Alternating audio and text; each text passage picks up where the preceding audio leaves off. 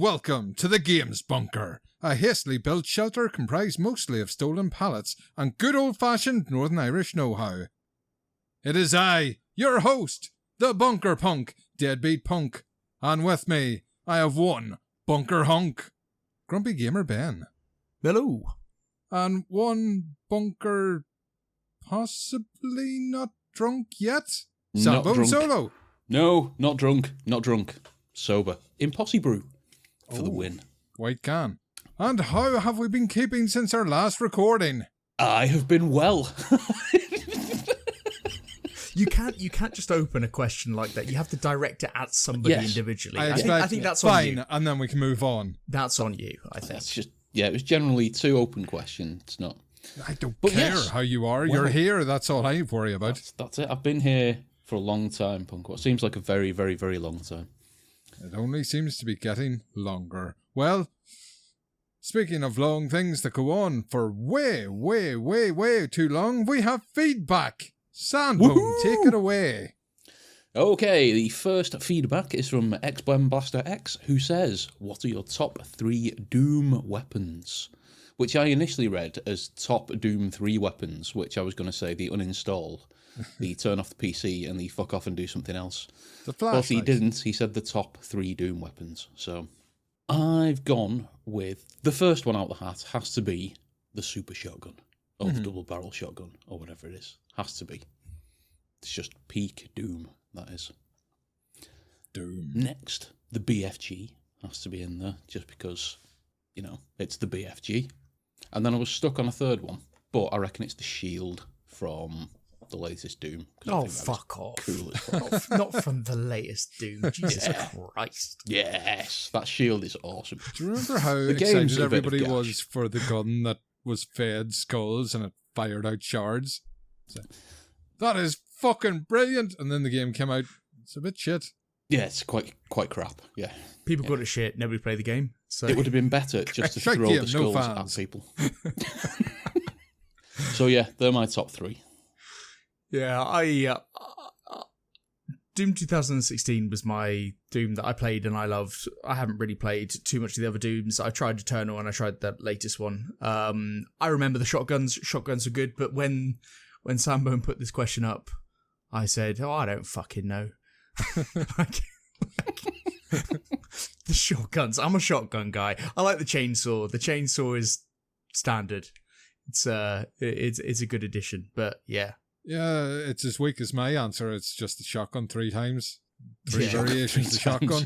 The shotgun with the meat hook. That's what I said to Sambone before. I was like, shotgun, and then the other variation of the shotgun, and then the shotgun that fired out the hook and dragged them or dragged you over to them, and then you kicked them to death. Yeah, awesome. Shotguns. Okay, moving on to the next one. Couchy writes in, "What are the thoughts on Xbox going back to exclusives? Hear you. I reckon that could actually be the best way to kill Xbox, and the cunts being heard are cult and other fanboys. Somebody's not listened to PDX. Somebody's dead. He can't listen to podcasts. Yeah, sorry, the ghost of Couchy. I think it's just awful. Somebody keeps writing in under Couchy's name. It's tasteless humour, and I'm normally a fan of that.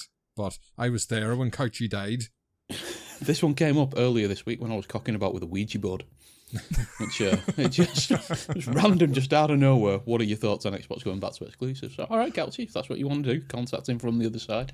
All I'll say on the exclusives thing is what they're doing is not working. What they're doing currently is not working, and I think they're clutching. But the whole hear you thing in the question, like I find that the most disturbing thing. Are they actually listening to? Is this parasocial relationship going and they're actually listening to people, or are they... I haven't put this in as a story, so for anybody that doesn't live on Twitter, like most of you probably don't, Matt Booty was on a podcast, and this is where they released some news that we will cover later on, but he said that the publisher was going to be transparent with everything they're putting out. So if something is going to PlayStation or Switch or wherever, they will show the logos during the Xbox Game Showcase. They're going to be transparent. And people said, you shouldn't do that. That's a bad thing to do. PlayStation doesn't show your logo. And Asha came back on Twitter and replied, I think it was Clobril, was the account? Yes, it was. Yeah. This was my call, and it was an error, and we will try and fix this in future. Listen, you're still going to publish the games there, so yes, you're going to advertise. These are products you make, products you want to sell, regardless of where they are. Yeah, this is so fucking stupid, and you don't. This is where you don't know where the parasocial like relationship starts and ends, and whether people just appeasing because. So they're putting the logo like Xbox games that they produce are built for Xbox console and PC and other consoles. They want to sell them on Xbox consoles, PC, and other consoles. Mm-hmm. So how about you tell the consumer where they can buy the fucking game? Like, that's their approach. They want to sell the game. They want the most people to buy it. It's a rather convenient way during their own presentation to be able to tell people where they can buy their product. But the mere fact that she came out and made that, like, weird fucking apology. Yeah. Like, oh yeah, my call. Sorry, hear you. Go down a different direction. What the fuck are you talking about? Like, Jesus Christ. What is this, at like, the end of a trailer, you just get a question mark. It's like, when is it? Where is it? Where? But it's like this. Amazing. It's like fucking Netflix. What? It's like there's this team of people on Twitter, and they have the real insights. When actually Microsoft, the company with all the data in the world and with all the strategists and the paid employees to come up with the correct strategy, they got it wrong. They got it wrong. It's like, hang on a sec. Like, how like hubristic is that? Like, it's just it's so seeing stupid. the guy from the Halo studios that went after Halo was announced for PlayStation 5, and he went to some showcase wearing a PlayStation t-shirt. It's fucking sacrilege. So it just seems to be this, again, they're making products. If they are multi-platform, yeah, they're going to show it off, and who cares what Sony does or what Nintendo does. I just don't know the proportion of people who watch these showcases. Are they the hardcore gamers that there is a care, like they care about this stuff? Like, casual gamers aren't watching the showcases, aren't watching the trailers, Yes. I would say the people that are watching this are probably the people that care. So are they just trying in every way, shape or form to appease that audience because they're the people that care in those circumstances? I just, like, this hasn't worked previously. Like, the parasocial thing hasn't worked, but I do understand that they may want to maintain that because it differentiates them. But you can't be claiming that you're making real decisions on this. Like, is Asher Sharma really going say, hey, Twitter's blowing up. We got to take down these logos now. This is bullshit. This is fucking. This is Stop shit. the presses moment. Yeah. They're angry on Twitter. What? Just to pull us that never happens. Just to pull us back to the question, console exclusivity rather than the whole parasocial approach. Exclusivity, a good or a bad move right now for Xbox? I think it'd be a bad move. I agree. I think it's a horrific idea. We'll talk about price increases later, but it's getting harder and harder to justify owning every platform. So, yeah, cater to what people have. Eventually, it's going to be cloud, and none of this will matter. I noticed that, right? I saw a weird thing. No, I'll come back to that later, because I'm going off topic as well. I will come back to that point later. You will. The thing is, if there's one company that could stick out the console exclusives, it is Microsoft, because they can eat up the losses. But I mean, you can only have exclusives at the moment, it seems, when you're winning. And Xbox are not. Nope. And PlayStation, if they were not winning, they would be probably trying to flog their games everywhere as well. Right, fuck me if Saros is winning. I think I'd rather slum it. I think what gets me when the multi-platform thing first came about is you forget how many of these titles Xbox already did. Like Call of Duty once they bought Activision, but like they have Minecraft. To see the numbers multi-platform releases do. Yeah. And it's, I can see why they want to just put it everywhere. Well, this is the thing. They have the data. They have the data for all of this stuff. And they now have the data with exclusives and not having exclusives, and Game Pass and not having Game Pass and stuff like that. Like, why do I care as a consumer whether the games that I get are exclusive. Like, I know some people do, and they're voicing their opinion on it. I don't really get it. What I care about is Xbox earning a load of money so they can make their games better. Like, I just want the best versions of games to be made and money to be poured in. But you fence-sitting dickhead, pick a brand, be loyal to it, get it tattooed on your forehead. And this is the thing, I don't understand why someone needs... It's only by comparison. It's by comparison to others. Like, it's the, the Thief of Joy and all that kind of shit.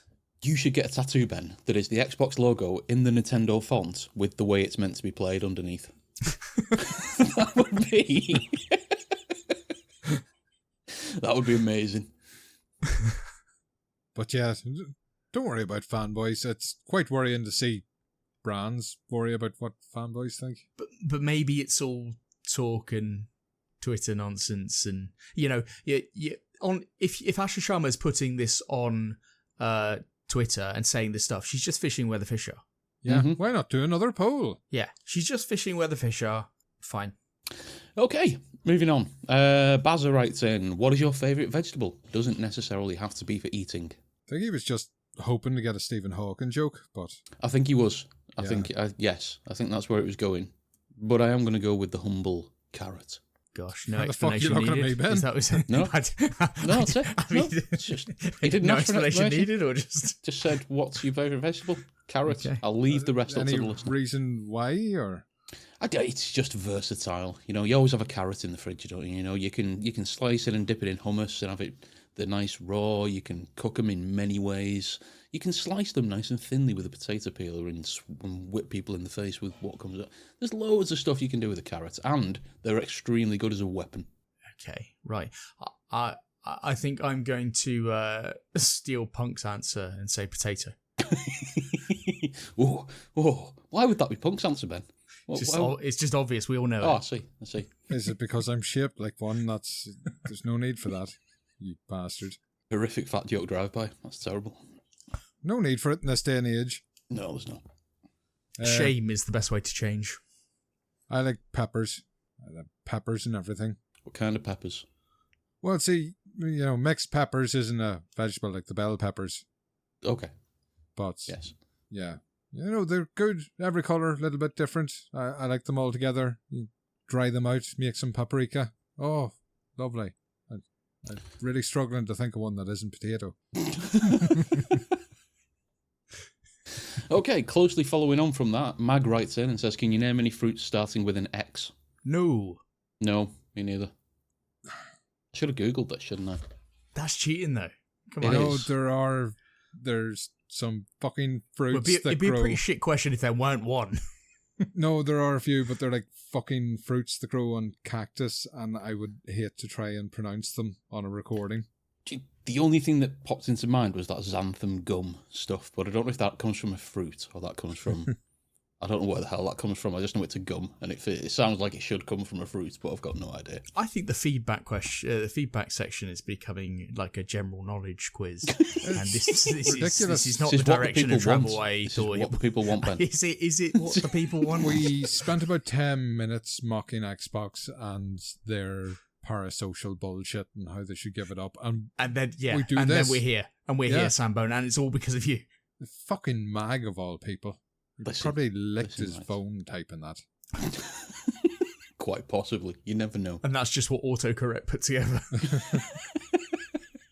And finally, from Cow Goes Moo, is Sans new GPU black or white? It's grey, so get fucked. Do you want to tell the listeners? Very white looking in the photo. No, I don't want to tell the listeners. Do you want to tell the listeners right, what it's you very light grey. News. Not the reason why, but do you want to tell them what machine you've got? Oh, I see.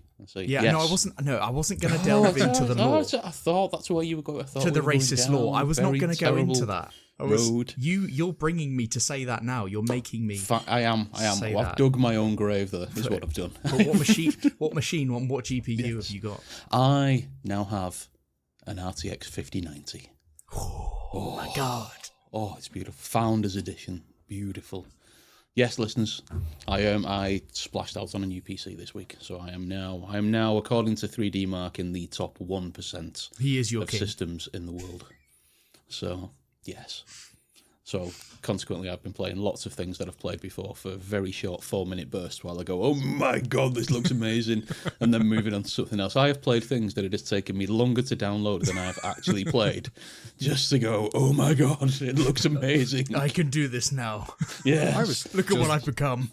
Shocked. It's hard enough to get things delivered to Northern Ireland, but a random bunker made out of pallets in the middle of nowhere, that was... Oh, dead easy. It wasn't actually mine. It got delivered to the wrong place. We've just not told them. It's not. Somebody somewhere is missing a 5090 PC. So yes. write in if you're missing a PC. Yes. So, yes, if you're do missing... you want to talk about the racist lore? You know, people will be very confused, Sambo. No, it's not racist law. He was quite at all. adamant he didn't want to, actually, which I makes it worse, mentioned probably. Must have that missed all, and I've negated it now anyway. It's, So your preference for white technology. This all came from another podcast where we were talking about the colours of PC cases and PC hardware, and I happened to say that I preferred white PC hardware and white PC cases. Quite strongly preferred white hardware. And the law was born. I'm not sure hardware was even involved in the conversation. No, but you know, it's a recording. We have to dance around this. Well, my new PC is black, so get fucked. So you've Is that you one negated bit of black issue? technology. I've done it on black purpose. friend. Every other PC in the house is still in the white cases and everything else. Mine's just black motherboard, grey GPU. You've got a token got- PC. I've got fucking black lights in it. I've done everything. It's not... Well done. Welcome. You're done growing as a person. There you go. Good. I am. Yes. I like to think I develop. Speaking of developments... News and developments. There is a lot of typing for these next few stories, so stick with me. Sony announces price increase for new PlayStation Plus subscribers due to ongoing market conditions. So we had just missed this by a day or two by recording our last episode. Yes. So it probably feels like old news now, but you know, it's not like I've got a theme going in this one. Yeah, so PlayStation putting up their prices of PlayStation Plus. That's the key here, right? So the price increase is £1 per month across the board. Is that correct? No. Every tier? They announced it as £1 a month for the lowest tier. Yeah. That's all. There was no blog post. There was no further information about this. When the price increase took place, it was a price increase across the board. Like Right, okay. Top premium tier now, it's like £2.50 less than Game Pass Ultimate. Yeah. For fuck all. What do you actually get for premium? So you get access to another library, classic titles.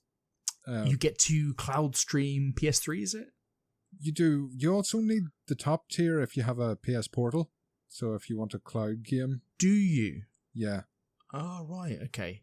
Do you need it for all? You don't need it for all PS Portal just to stream directly from your PS5. It links to the console itself, but if you're away from the console and you want to play from the cloud, you need the premium. Okay. Yeah. Yeah, I think this the information communication on this is obviously poor, and the fact that they just did it in an initial post and the referencing the lowest tier, and that's what all the articles were initially written on. But a £1 rise isn't huge, but this hasn't been met favourably online. Oh no, I assume you kind of Disney Plus, Netflix, Spotify. You're used to £1 here and there, but it's this market conditions when it's got nothing to do with. Well, the thing, if they are trying to make now, I'm not saying. Sony have had 3 hardware prices in the last across this generation, 2 in the last year, I think. But let's just say they are taking a bigger hit on the hardware than they previously were, and they are, as it was said in reports, trying to monetize their existing fan base. Like, it is changing market conditions, but they're just applying the cost elsewhere. Now, you could argue I have already bought into the ecosystem, so why am I being punished for future players? But that is evidently what's happening. Well, it's a price increase that only affects newcomers, so anybody subscribed and remains subscribed. doesn't fall victim to this, which is a good way of retaining players. I let mine lapse, and yeah, I just think I'm going to let it lie. But a lot of people like me, I wasn't the most efficient in terms of signing up. I signed up for a month at a time. Mm-hmm. So, and it was just a rolling month, and so I would have been punished for this. You're a prime example of who's going to get stung by this. Exactly. So yes, there are. It's not affecting if you've already got a membership for 12 months or something like that.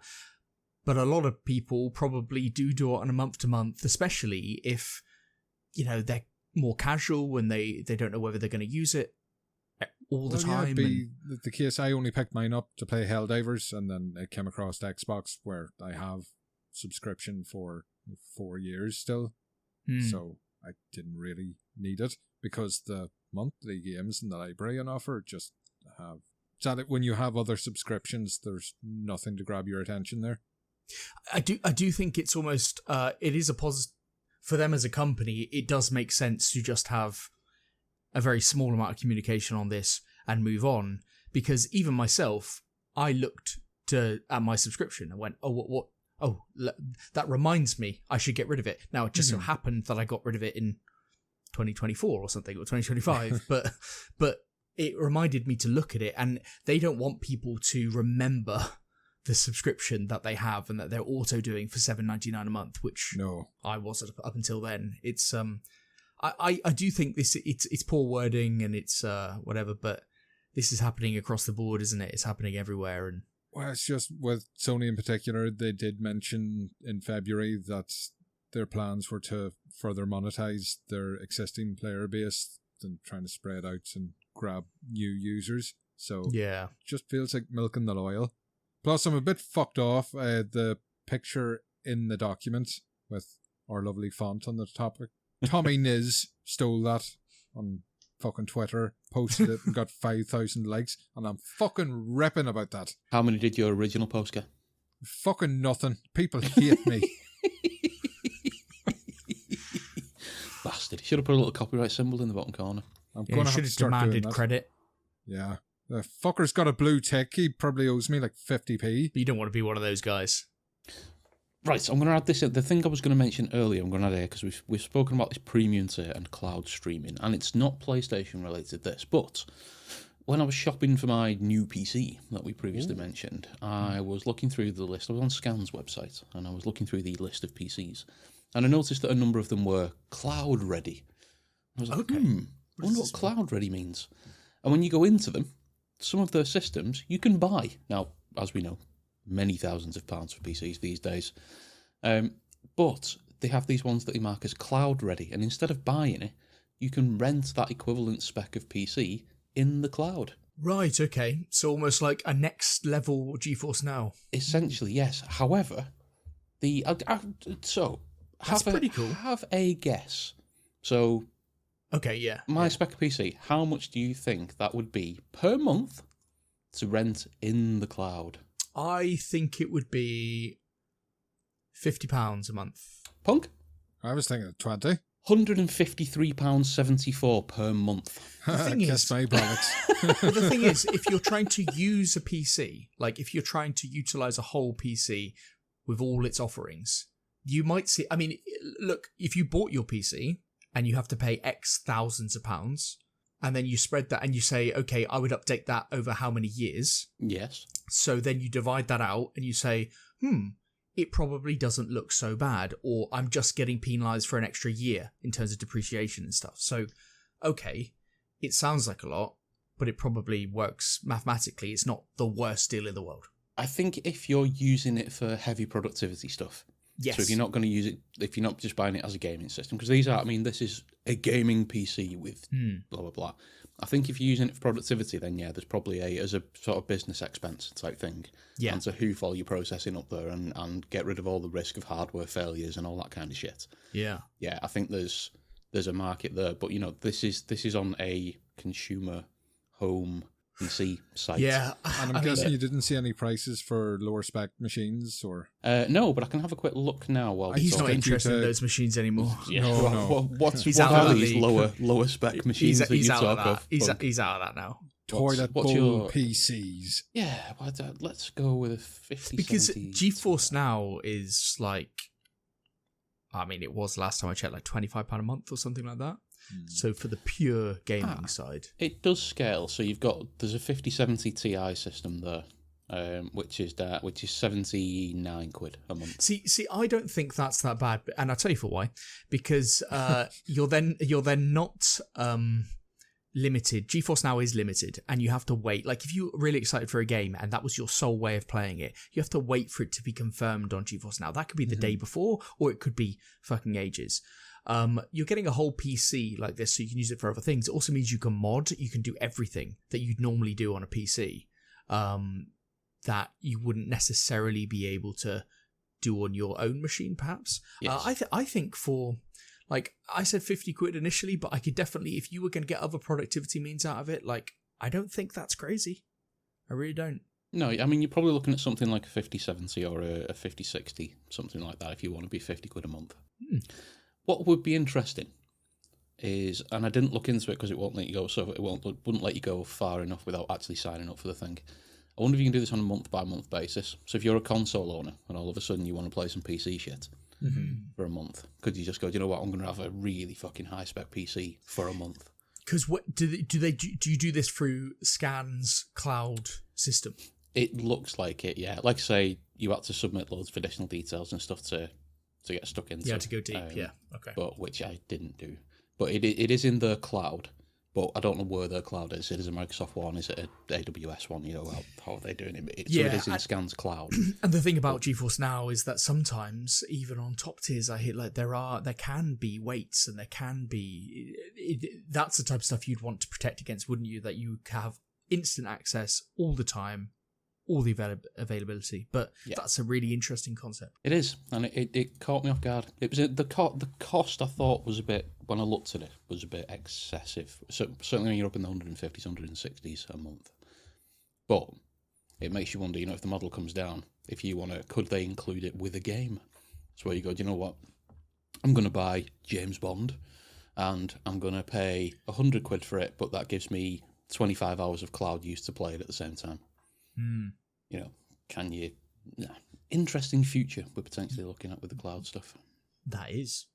Thanks for bringing it up. Yes, derailed me completely. So it turned out after the price increase that it will now be $7.99 for Essential, $11.99 for Extra, and $14.99 for Premium. And it just put in mind, $14.99 for Premium is £2 less than Xbox Ultimate for Game Pass, and even though they removed Call of Duty coming, you're still getting like the EA Play, Ubisoft Plus involved with that. Yeah. All the stuff on PlayStation's library is basically stuff that was on Game Pass the year prior, because they do get a lot of day one stuff. Whether you're interested or not depends on your tastes, but I think that price drop on Game Pass really closed the gap there. Yeah. Yeah, it really has. It did, because it highlights the quality difference in the services, but they are generally closed audiences, aren't they? So it's not like there's an option elsewhere. I know you can get Game Pass and other things and that type of stuff, but people will generally see, if they've got a PlayStation, that's their console, that they won't. I imagine a lot of people wouldn't entertain going elsewhere to kind of seek a Game Pass or something like that. So. £1 addition a month, you know, £12 a year isn't crazy, but it does bring the whole thing into like the quality differences. So we're not done kicking Sony in the crotch yet. Who wants the next part? Go on, Ben. Okay. Yeah. We both did exactly the same. You took a deep breath, like I took a deep breath. So there we go. Right. PlayStation didn't have a good last couple of weeks because there was a lot of hacking reports on their for PlayStation accounts. So now Colin Moriarty on Twitter put out a post saying that he essentially had been hacked. His PlayStation account had been hacked and it had been taken over, and the initial response was that it would take 3 weeks to bring this account back into his ownership, it also highlighted weaknesses in the system because they have things like two-factor authentication, etc., which he did get some kind of heads up beforehand, supposedly, about someone maybe trying to hack his account or similar type people. But he kind of said, well, I've got two-factor, I've got all this stuff, I've changed my passwords, blah, blah, blah, blah, blah. But it was social engineering that really did this, and it highlighted the failings, perhaps, within Sony's internal security for this. So essentially, I believe, and correct me if I'm wrong here, that somebody just needed to provide a couple of basic details, plus along with details of like what you maybe last purchased or something like that on a particular date. So someone could look through your PlayStation profile and trophies that were earned on a particular day, and therefore infer when you bought a game, and use that to get in. Help he posted after buying a certain title that contained a transaction ID. They could use that on the date. So there was a few. Yeah, so not ideal on his front there. I would say that anybody who has a determined mind to hack you and is someone of knows about that stuff probably has ways and means to at least have a high percentage hit rate on that. But this did highlight that it's not great news for Sony, but there's significant weakness there if that's all you need to provide. Mm-hmm. Equally, the time frame that he was initially given of the 3 weeks to get his account back, that didn't sound too good. Now I think since has got his account back, I think he was very vocal on Twitter and is a kind of almost a famous person through that sphere anyway. So he is the PlayStation Pope. Yeah, so there you go. So they're going to get it back for him, but it doesn't bode well for the normal average user where that could come into play. I think. I don't know if Sony have made a statement on this at all yet. Not that I've seen, and I did have a quick look to see if I could see anything officially, but no. Or whether they even will, and they'll just tighten things up in the background. I mean, again, they don't want to draw attention to things like this, but not a good look. I was going to say, you'd have thought that there would have been a big-ass list, like, pinned to the fucking board at Sony support saying, if any of these gamer tags have any issues, please fucking prioritise it, because otherwise it's going to be all over Twitter that we are shit and that our support is terrible. And especially, like you say, Colin Moriarty's all over the place. He's PlayStation Pope. He's always... And it just really surprised me that he got caught in the normal support loop. I don't know, because, like, you're just a person who works for Sony. You're phoned up and or dealing with this thing, and you're just like, all right, that's your name? Okay, fine. You don't know him. You don't have a fucking clue. No. But like, and it's not like you... not actually pinned to the wall, but the system would flag key users. Okay, so when they type in his name, it might have like a... But then if it did do that, I'd be furious about that too. Yeah, but you'd never know. Because he'd just be promoting the superb service he'd had from Sony. True, and okay. Twitter would have been, this is amazing. But then you get some employees sacked for doing something nefarious. And they come out and say they've got all these super accounts that they treat really well, and then you shit munchers are just going to get ditched if you phone up support.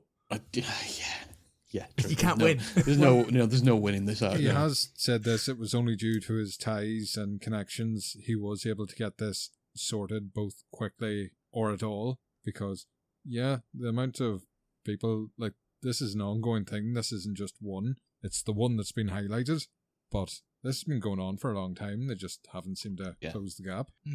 I was specifically told by a friend of mine that her husband's Sony account was hacked not too long ago, literally like a couple of months ago, and she phoned up and she got it sorted for him. I mean, this doesn't have any real relevance other than saying, "Oh, somebody I know got hacked as well." But that's two people. Anecdotally, there are two people now. Ben. I could only picture it trying to get in touch with them for a refund, and had to actually phone, and that was a waste of fucking time and effort. I kept having to turn off the auto renew for PS Plus, but it would take money anyway. I was like, oh yeah, you turned it off in your console, but you didn't sign on to your account on the Sony website and turn it off there. Like, fucking hell. Why is there two? Stop stealing. If I turn it off in one place, it should turn it off everywhere. I caught twice at that. I was, fuck me. I tell you, okay, slight side quest, not going to derail too much, but somebody who is amazing, and that Amazon's customer service is fucking insane. Oh, God, they're fantastic. It's fucking incredible. Yeah. And they've got that feature, or they at least did, where like it's like, oh, call us here, or we'll call you. and then it's like 2 seconds later, hello. You're like, oh yes, this is amazing. Oh, I've made this fuck up. Oh, we'll just sort that immediately for you. Oh, thank you. It's Amazon. I remember getting a book once, and the delivery driver just left it on top of my blue bin, not even inside it. And it's quite rainy over here in Ireland. It got fucking destroyed, and I got in touch with them, and yeah, they said they'd sort it. They sent 2 copies of the same book the next day. That's fucking great. I have had one instance with PlayStation where I accidentally bought GTA 5, and I didn't download it. Sorry, I bought it, and I was like, oh, what the fuck? I don't want this fucking shit. So I don't know whether I called or I did something, and they pretty much instantly gave me the refund. Obviously, if you download, that's their policy. Download, you goosed. I didn't download, so actually this is all in line with policy, but it was pretty damn quick that they just said, yeah, fine. Fuck, I've just realised that I can download all them fucking real life mods for GTA 5 now and actually watch them run at a reasonable frame rate. Ooh. Oh, you can be part of one of those role-playing servers. Yeah. Oh, fuck no. That is one of my what do they call it? Like life goals. No, like what do they call it? Like secret pleasures or something. Watching that on Twitch, like those guilty pleasures. Guilty pleasure, yeah. I'm like, I don't know, idiot. Guilty pleasure on secret pleasure. So the cruises you go on out the secret pleasures on Twitter, like to watch those role playing servers because it is quite entertaining. Sambone, the next part of this story feels like it falls into your camp. It does. It gets me right in the heart, this one. Sony won't be bringing any more single-player games to PC, says PlayStation Studios boss. Jason Schreier reported that Herman Hulst had a morning town hall meeting where he announced that he was packing up his exclusives and getting the fuck out of PC, backing up the earlier report from Jason Schreier, top work from Jason Schreier, for tooting his own horn. I still don't get this. I get the day and date thing. Don't do it day and date, but keeping the release cycle that they've got of a year, 18 months after it's released, how much really is it a good idea just to hack that off? I mean, the sales numbers on PC are relatively good, and is somebody gonna, 18 months after a game's released, is somebody gonna then go and buy a PlayStation to play that game, or are they more likely to buy it on PC if they've already got a PC? I don't know. I know this is coming out of the whole exclusives mentality that's kicking about everywhere at the minute, and everyone want to put the fucking walls up and keep everything themselves. But this one, yeah, I don't. I'm slightly biased though because I'm on the PC side and I have bought God of War, the Horizons, Last of Us. I own those games on PC, so it is something that I will personally potentially miss in the future. But I still don't think generally it makes sense. I think their mentality is that they realise they make a shit ton out of their ecosystem, their price inflation, their overpriced games, everything that's attached with their ecosystem. Mm-hmm. They need people beyond everything to buy their hardware and see the value in that. I think the main reason for this, though, is that they do not want I think they're banking on this exclusivity thing, and they do not want the Xbox Helix, to be able to play this stuff. That's and fair. I think that's it. Fair. I think that's like the main driving reason, because Xbox could turn around at some point, in theory, from what I'm imagining the Helix is, I don't know, but and go, we play fucking everything. Yes. And that is dangerous. It is. Because PlayStation ecosystem is so fucking expensive. Yeah. It is if you can capture that PC ecosystem and encapsulate it for a way for your general console user. Yeah. That's fucking dangerous. But create a Sony PC store. Pull your games off Steam, pull your games off Epic. Get a Sony store and make it hardware exclusive, so you can't actually. Yes, because that's where I think people thought it was going to go, right? To have a Sony store and then have it on PC. It's like, let's do it through there, and then, but again, how can you limit that on a PC based system? I don't know. Can you? I don't think they'd care as much if it wasn't for the 30% cut. Steam take, because they're customers anyway. You slice it if they were getting the full. Why would somebody buy the hardware? That's the thing. Like, yes, you're right. Like if they were getting their cut, like, so they're like, we're getting paid anyway.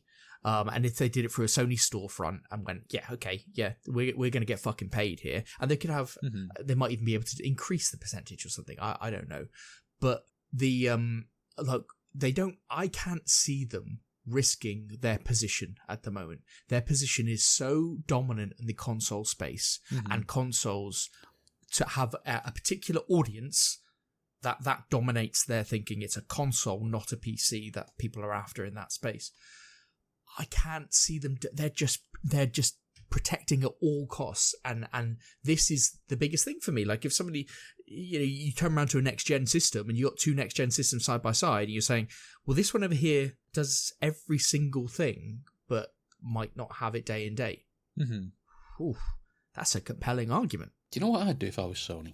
And I'm glad I'm not. I would just generally say, I'd go, right, listen, lads. These dickheads, they want exclusives. Let's just tell them everything's going exclusive. We've sold pretty much everything for this gen anyway. There's nothing else to come to PC. Tell them it's all exclusive. Keep them in. Sell them the PS6. And then we'll open the doors again.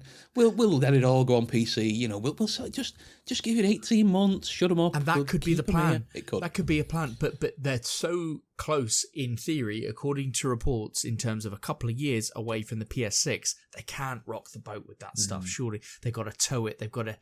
I think I would do the same thing. We're looking at a time now where the amount of people I've talked to that are just waiting for Forza Horizon 6 to come to PlayStation. Yeah. With no date in the future, they're just happy to wait. Whenever it comes, it'll come. The wait there you go, yeah. matters nothing. But I even look at Marathon at the moment, its lion's share of users are on PC. And they're just looking at that going, every one of those fuckers should be playing for PS Plus, and they're not.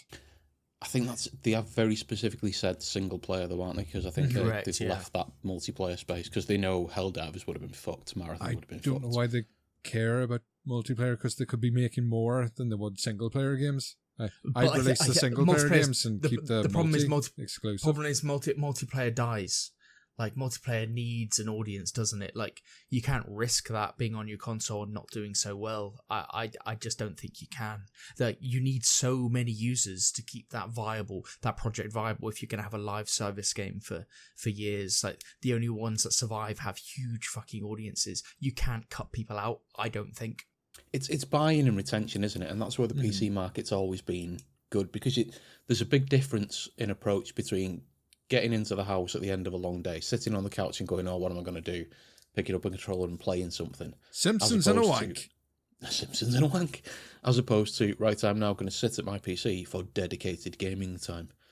And it's a very different, if you can capture that multiplayer market on the PC, then you're going to get that extended level. Didn't do fuck all for Concord. I would just like to see official announcement for this. Yes. Yeah, as opposed to lots of rumours and reports on reports. All from the same person. But do you think they will? Because if it becomes an official response, then it becomes an official retraction when they change it. But if they just don't release games, it's like, Wolverine comes out and they just never put it on, it's fine. That sort of thing, the illusion of respecting your customers because the people on PC are also your customers. Yeah. If you are going to bring games out in the future, you have to keep them sweet. They're not customers anymore. No, they're not taking the games off the market. They'll still be there. Yeah. Very true. Yeah, they're not going to go, but they've not said anything about retrospective removing, have they? And those games still sell.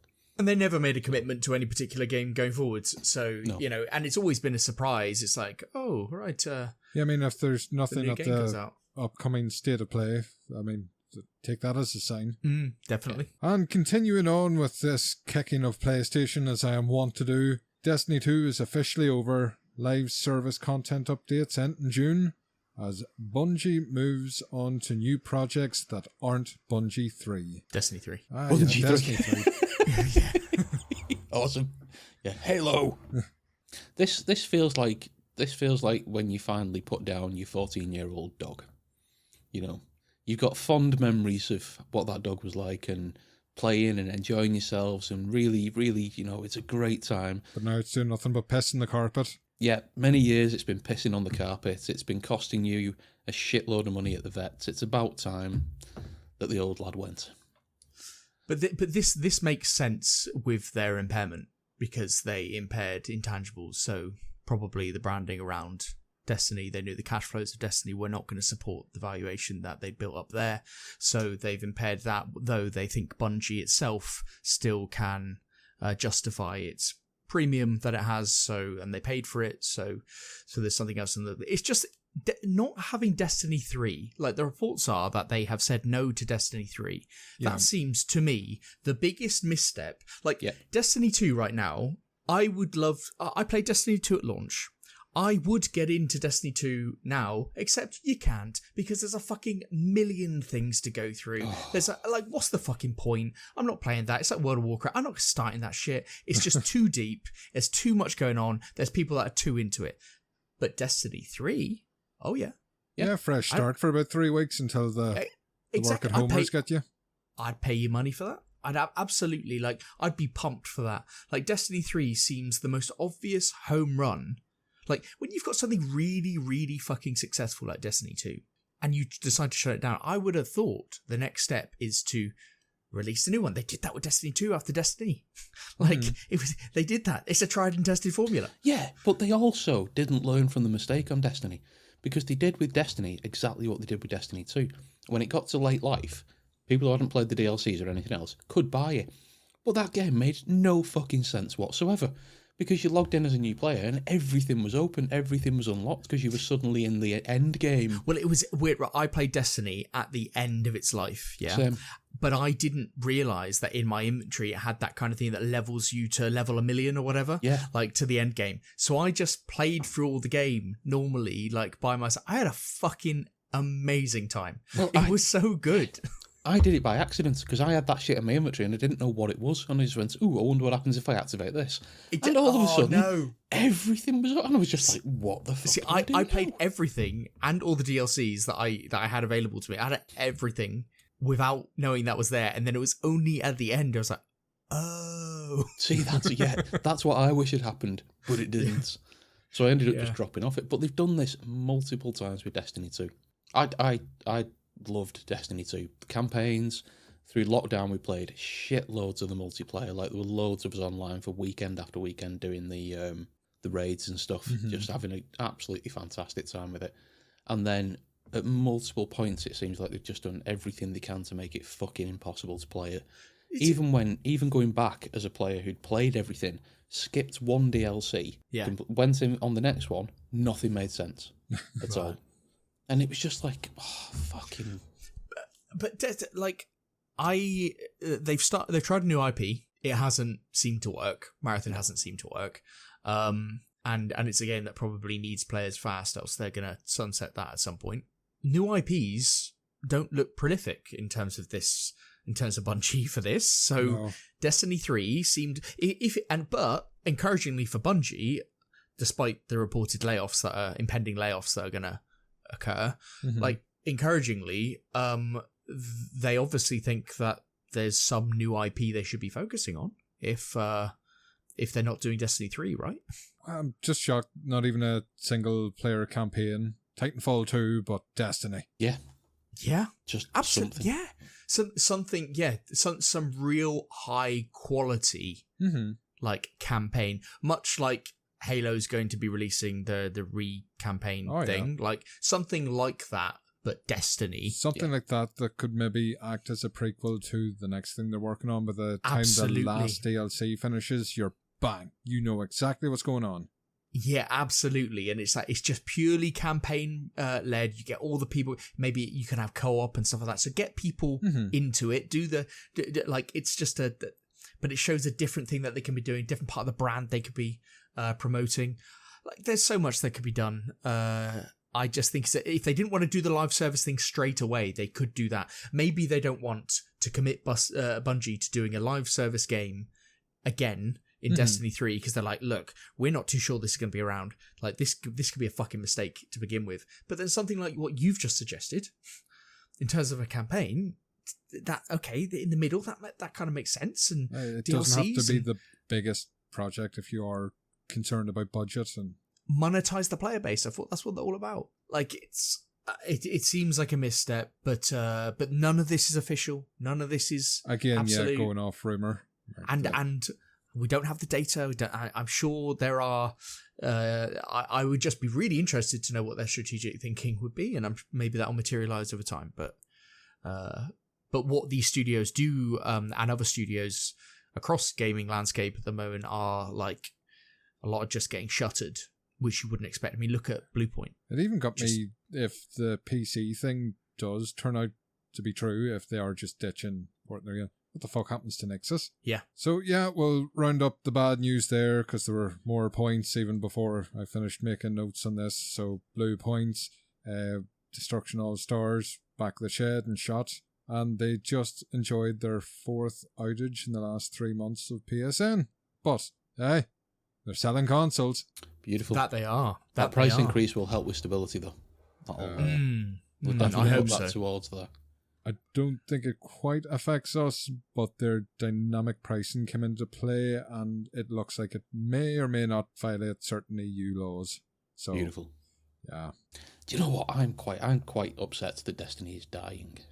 It's kind been of around for so long, and it's been so consistent. But it's so successful. Like, I don't know why it needs to die. It's like prematurely putting it down. Like, it's like, oh, but we've got more to give. No, you haven't. But we really do. The update, I believe the last one will be quite a grand one, and then it'll run on as is. So at least it's not Monuments of Triumph going anywhere. But yeah, no, it's not going anywhere. But I do think, but it's that invigorated, like, as I said, if you wee sad face there, Ben. Look at it. But if Look you at the put pain out a in Destiny, his eyes. Imagine if you announced a Destiny 3, if Destiny 3 was coming. Huge. Imagine that face now. Show me your face, Destiny 3 face when you put your Well, card it on. wouldn't be it'd be this face because it wouldn't be coming to PC, and there's fucking no chance I'm buying a PlayStation. It would be multiplayer. Multiplayer. Go. It'd be multiplayer. It comes. And Destiny's different because it goes on everything. Like they said, Bungie is fine. It's free. It's free to do whatever it wants. Well, I didn't say that. It definitely didn't say that. They said that a long time ago. Definitely said that. But they did say about the platform thing. But for all the bad news, yes, State of Play is coming the 2nd of June. It will have aired by the time you've heard this, and we should have a special out in it. Could just be me talking to myself, being snide, but hopefully it's the full group together doing what. Wouldn't it be fucking amazing if they announced Destiny 3? Oh, got you! Got you! You fucking thought, you shower of cunts. That would be good, actually. That would be. And here's Blue Points. Yes. And we've now got Bungie working on a new space-based shooter we're calling Holo. It's not. I can't wait. We've been talking wank that long. I can't remember who's next. Is it? I was just going to say, is that me? Yeah. Oh, it's me, right? Okay. We did mention this on another podcast, but we shall talk about it here as well. Xbox. You're dead, Xbox. Xbox launched the Xbox Player Voice Portal, which was their like an online, almost like an online Reddit type system, which you could upvote things that you wanted to see Xbox do. We went through. Take your top off, Xbox. We went through a whole list of them and what was top of the list at that time, and most of them just involved stop making as much money, make things cheaper. In various different forms, but again, the main thing was exclusives. I think it's bring still back at the exclusives. top. I checked it this morning, so it's still at the top. We've done that to death now. We've already talked about that, but yeah, it's. I don't know whether this player voice thing again is it just the parasocial thing. They can have some low hanging fruit. They've made changes already from things that were mentioned, but were those things already in the pipeline? I'm sure they were. Is this just a way to to almost evidence to a community without actually doing anything real? I hope so, because I think it's fucking mad that you run things on Twitter polls and Reddit groups. I think it's fucking mad. Somebody asked for a Banjo-Kazooie sequel. It's like number 51. I thought, no, that should be in the top 10. Fucking avatars. Was it you, Punk? Did you ask for a Banjo-Kazooie Well, I wish sequel? I thought of it. I was in there, please buy Gang of Dragons, you shire of cunts, and nobody's voted. But yeah, I had quite a bit of exclusive chat in the notes, but, you know, Couchy fucked our order up. That's fair. I can't see the business sense in just doing a rug pull on PlayStation games coming up. I don't see how that benefits anybody but people wanting to scream on Twitter. I think the problem is that that's the 1%, isn't it? Like, it's the people on Twitter are the 1%. That it's how do you affect the casual? How do you get the casual to buy your consoles? Now, if they turned around and said, now we do exclusives, does the casual gamer really know whether Xbox has exclusives or not? Doesn't have exclusives? Because I don't think they do. That thought Elden Ring was a PlayStation exclusive because that's the one, the logos and all the adverts. So spend a load on fucking marketing if you want that. Yeah, I don't think the average person that plays video games on a console knows much about exclusives. They might be like, oh, that Spider-Man game, oh good, that's on PlayStation. I've got PlayStation. Yeah. Like, that's it. I think this is all very much around the 1%. Like, and they don't. But then again, the 1% is very important now, Ben. Very important. The 1% of the, but I would say that probably there is a really small percentage of people like us that buy shit tons of games.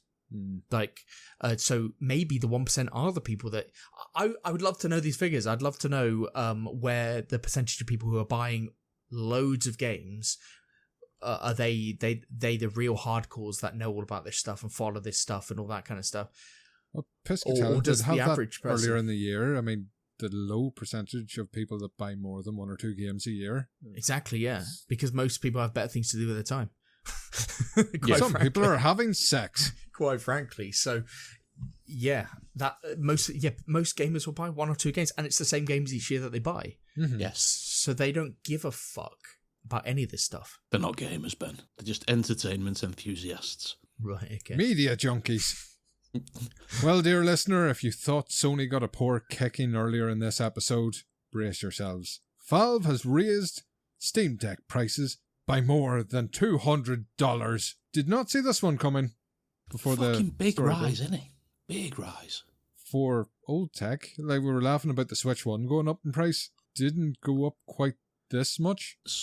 No, it didn't. I had to update the notes on this because all prices reported were dollars, as you'd expect, but we now have UK prices. The 512 gig Steam Deck OLED went from £479 to £649, a £170 bump in the wrong direction. The 1TB model, which retailed for £569, is now $779. Up 210. It's a big old rise. That's a fucking kick up the hole. It is a big rise, but it makes perfect sense. I mean, they have the data on who has a PC and a Steam Deck and who has only a Steam Deck. And they must recognize that they have such a small audience that has just a Steam Deck. Like, and they're not in the business of losing money on their hardware. They are. No. So this actually gives a better reflection on the other companies that they're taking a bit of a kick in their hardware. But these guys are not going to lose money on their hardware, nor do they need to. Do they care about selling Steam Decks? No, because their data will say that most people have a PC that uses Steam Deck. They may buy a few more games as a result. Yes, okay. But again, they're going to have data of games bought before the Steam Deck, games bought after the Steam Deck, like in terms of, they're going to know all this stuff. And if they go, we're not going to lose a fucking pound on Steam Decks because it's not worth it, it just makes sense. Before we go too far into the story, just let it be known, I love the fucking Steam Deck. It's a brilliant little machine, but for these prices now, I can't. That's no. The 1TB model's not far off the ROG Ally Xbox. No, it's basically the same thing. And it's a much more capable machine. Now, in upcoming months, weeks, whatever, they could increase their prices. But absolutely, at the moment, here and now, there is no chance in fuck I would recommend anybody. You could afford consoles with much better capabilities than this price. There are better PC handhelds in the market for these prices. It's just right now, compared to the competition, that's a fucking awful price for outdated tech. Yeah. I do wonder if they're just the first to blink, though, in that space, because it's not. It could be the dominoes falling after this. Yeah, because those companies are not going to want to lose money. Like Lenovo are going to lose money. Like they're not going to do it. Like because they don't make the money through. No. I don't even know how those companies really do make the money other than markup on their hardware. Like to make a markup on hardware is fucking tough. Yeah. Like and that's what you see. Look at the Lenovo ones. They're like fucking thousands of pounds. Yes. Yeah, they are. They're really expensive.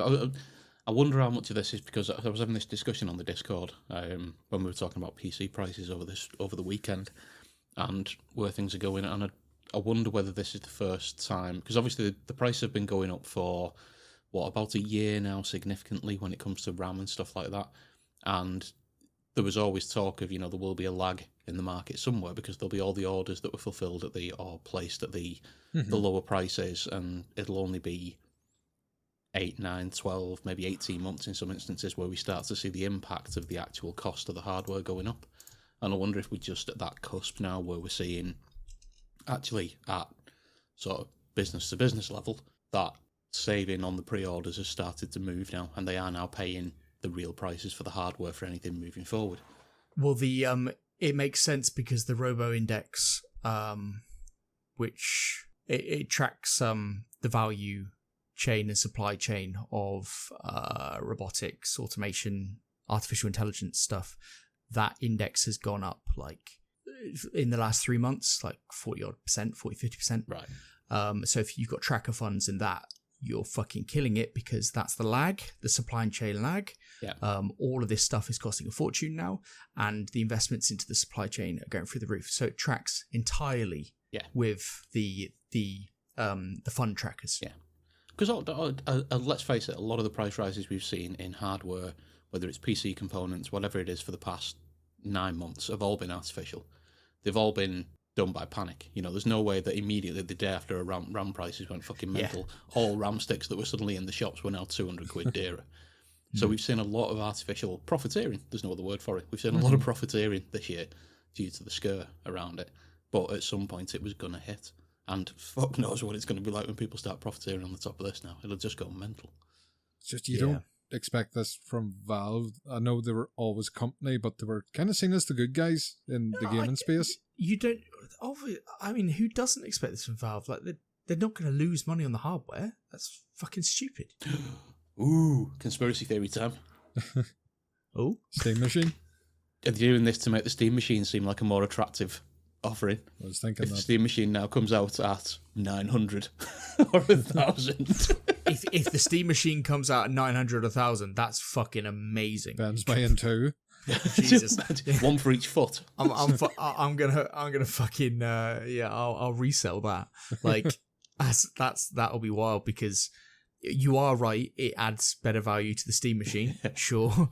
Because they're saying, this is... I mean, there's a reason why in their trailers they said, 6.5, like Steam Deck's equivalent or something, like whatever they said. There's a reason they did that, but... This should cost you $6,000, but for you, Blue Eyes, $2,000. Yeah. Today only. But the Steam machine, though, it is gonna cost bank. They won't lose money. Like this is, I think people, because there was a lot of chatter on Twitter, with the comparisons of the Switch and their price rise and Valve with their price rise, and just like you've said, Punk, like Valve are the good guys. They are doing completely different things with their handheld. Nintendo need to sell their handheld to get people in an ecosystem. Mm-hmm. Valve do not. This is a luxury item. Oh yeah. This is just a side piece to your existing library, your existing PC library, and your PC. Like, there are different ways that you can now play a PC. Like, I was just kind of pointing it towards, as always, back to Twitter, where you had PC elitists, we'll call them. They do exist, mocking Nintendo, and Nintendo fanboys hitting them right back. And I say, this is how console wars start. You've introduced yourself to it. Welcome to the boys' room. But don't get me wrong, I fucking love a console war. I'm all in. I think it's fucking incredible. I love it. But they're fighting on 2 different battlefields. Like, it's fucking stupid. Like, what are you arguing about? Like, the companies they're talking about are literally, they have different value propositions and what they're trying to get out of their hardware. It doesn't make sense. So, Sandbone. Yes. Would you like the next one, just for the I day knew that's this in was it? coming. I knew you'd tell that story for this reason. Can't. Star Citizen tops 1 billion crowdfunding milestone as a $5,000 JPEG spaceship that you cannot use yet goes on sale. Yes, funding for Star Citizen has passed $1 billion, which is fucking ludicrous. There is no defending a $5,000 ship that you can't fly. And I think the way they worded it as well was something like a concept pledge or something like that. So it's you're pledging your cash for the concept of this new ship that they're going to develop. Now, no, there's no defending this. It's bollocks. Oh, please try. No, I can't. I've been thinking about this. The only pyramid scheme you can play with a controller. Yeah, you could. Listen, right? It is it is an ambitious thing that they are trying to achieve. It should never, ever cost $1 billion. It's just fucking ludicrous. But I mean, the world is full of people who are, they are selling these $5,000 concept pledges. They are selling $2,000 ships. They are selling hundreds of pounds worth of skins and all kinds of shit. It is all selling. This isn't, people are buying it. Yes, they are. Yes. People also buy heroin. People do also buy heroin. Yeah. No, I can't defend it. I can't. I want to. The game is amazing. What they're trying to do is fantastic. What they're doing, the ships themselves, when you're actually in-game and you're on them, they're fucking fantastic. It is everything about this game, everything about this pyramid scheme is great. It's absolutely fantastic. It is the best pyramid scheme that I've ever been part of. But... You've done Herbalife? Yeah, I've done Herbalife. Yeah. But fuck. Shit, Herbalife, that's a deep callback. It is, isn't it? Yeah. I think I've used that before. It's one of my go-tos. So nice. They sponsored Real Madrid once, I'm sure. We could pretend to be sponsored by them. Do an intro for the show. The only thing I will say about this is in the last 12 months or so, it is definitely becoming a much more stable game and looking like it is going to become a game rather than just a massive $1 billion tech demo. But we'll see. They might just wrap it all up. They might go, we're not going live. We've gone bankrupt. What if they did that though? Would they be seriously liable? Like, if you're the top brass there, would you be fucking shitting yourself? I don't think so, because it's all pledges. You're buying stuff. It's all, and the wording and things they've got on the sites are all very... I'm sure, yeah, actually. Yeah. But if they've had $1 billion in, then they've definitely had a lawyer or two look at their stuff. Yeah, yes. Yeah, you would imagine so. And they sacked quite a lot of, most of the old management team and everything got sacked last year, I think it was. They went through a huge reshuffle. Couldn't afford them. Oh, good. That's encouraging. Yeah, yeah. Well, no, that's the point where it started to get better. That's the point where it started to put some focus in. And layoff's good. Whoa. Layoff's good. First podcast. But it's not Ben's material. Oh, no, it's fine. You're stealing it. You're missing the point. This is layoffs in the fraud industry, not layoffs in the gaming industry. Oh, very, very different. Layoffs in the gaming industry, bad. Layoffs within the financial fraud area, good. Let's segregate those two things. Okay. So $1 billion just to pretend to be a spaceman. Everyone. Well, I don't know what I've paid. What do you want to say? About 150 quid, I think. You spent cash. So I spent cash, yeah. The buy-in was the buy-in. Fuck it. The buy-in's like 100 quid though, right? The buy-in. No, you can start now for about 70.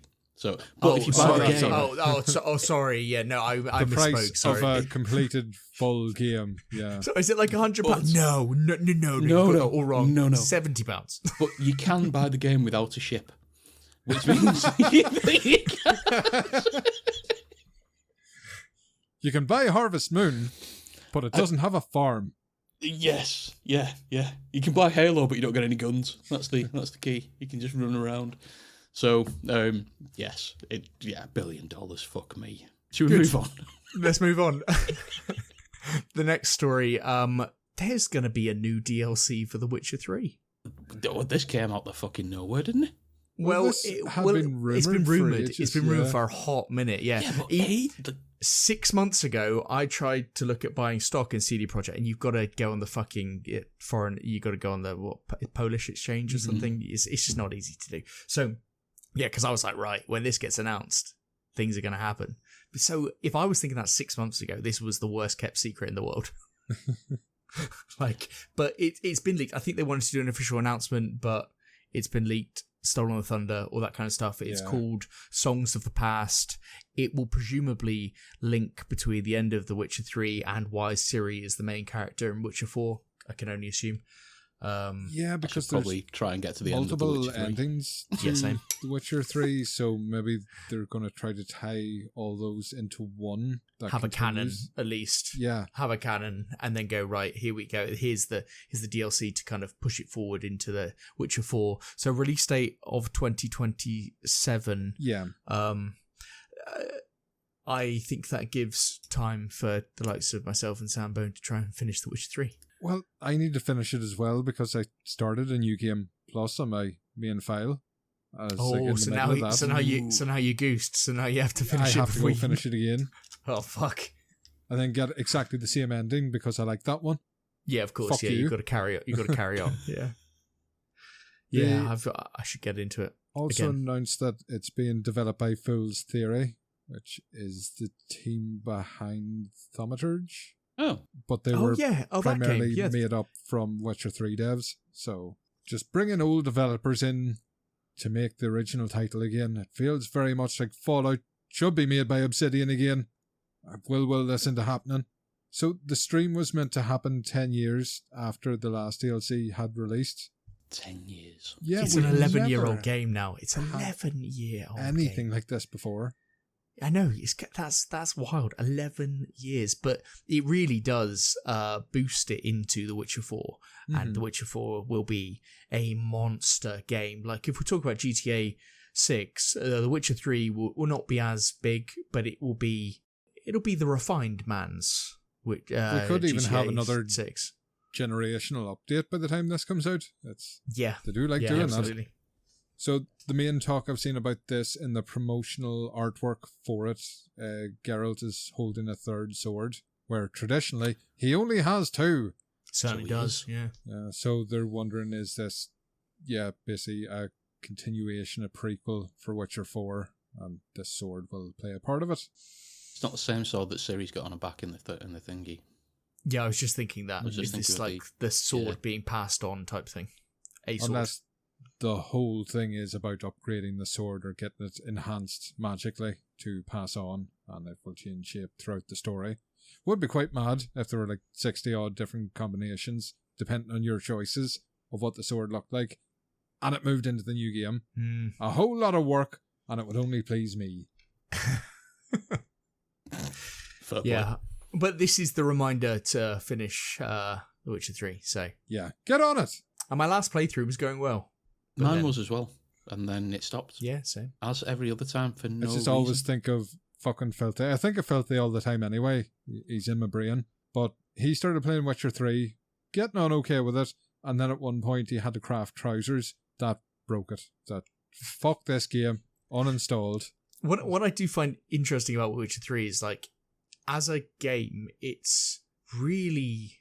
like the quest system and everything. I know, like, the intricacies, like the routes you take, how it changes the world, and actually that type of stuff, like that is all very, very cool. But I mean, the core quest system, though, is so fucking basic of, like, select a quest, go to this mark. Oh, now cutscene happens, or the things happen. Maybe I interact. Go over here to that mark. Now something happens, or the cutscenes happen. Do this thing. Now go over here to this mark. Do some really shitty combat. Now go over here to this mark. It's just, it's really, for the amount of praise that it gets, and obviously it's an 11-year-old game, I appreciate that, but it is... I think it's the first time basic. A lot of people would have had like a reactionary world. That's the key, and I understand that. Oh, I get that. It's just, it's a lot of people's first big open world RPG, and it's got fantasy racism. People love that. It's Space Marine 2. Side note, I might have just peeked. I've just opened a bottle of lager with nail clippers. It's good.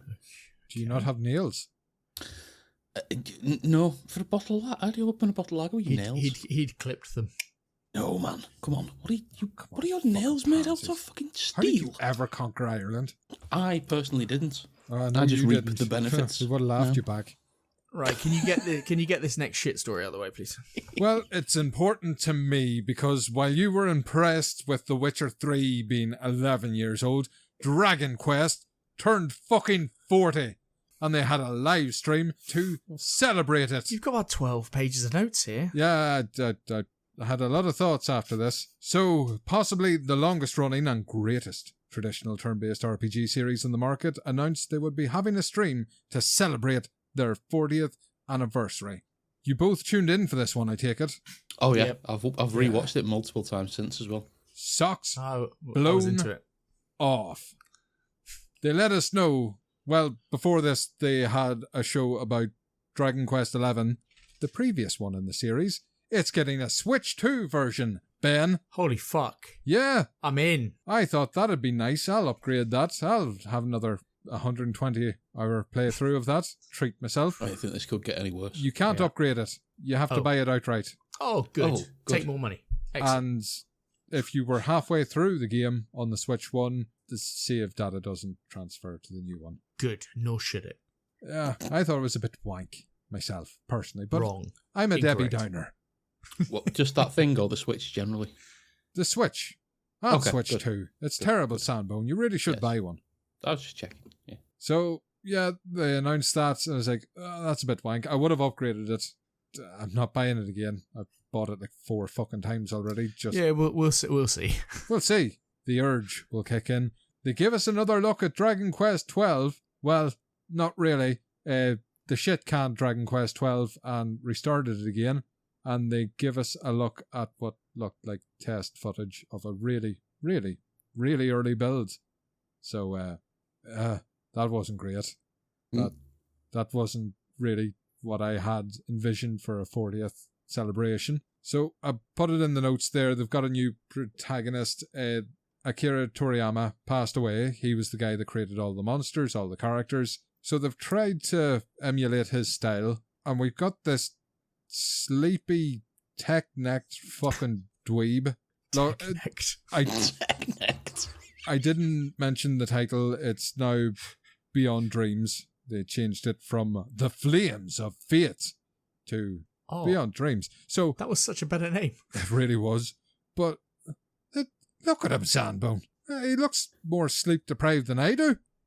He doesn't look well.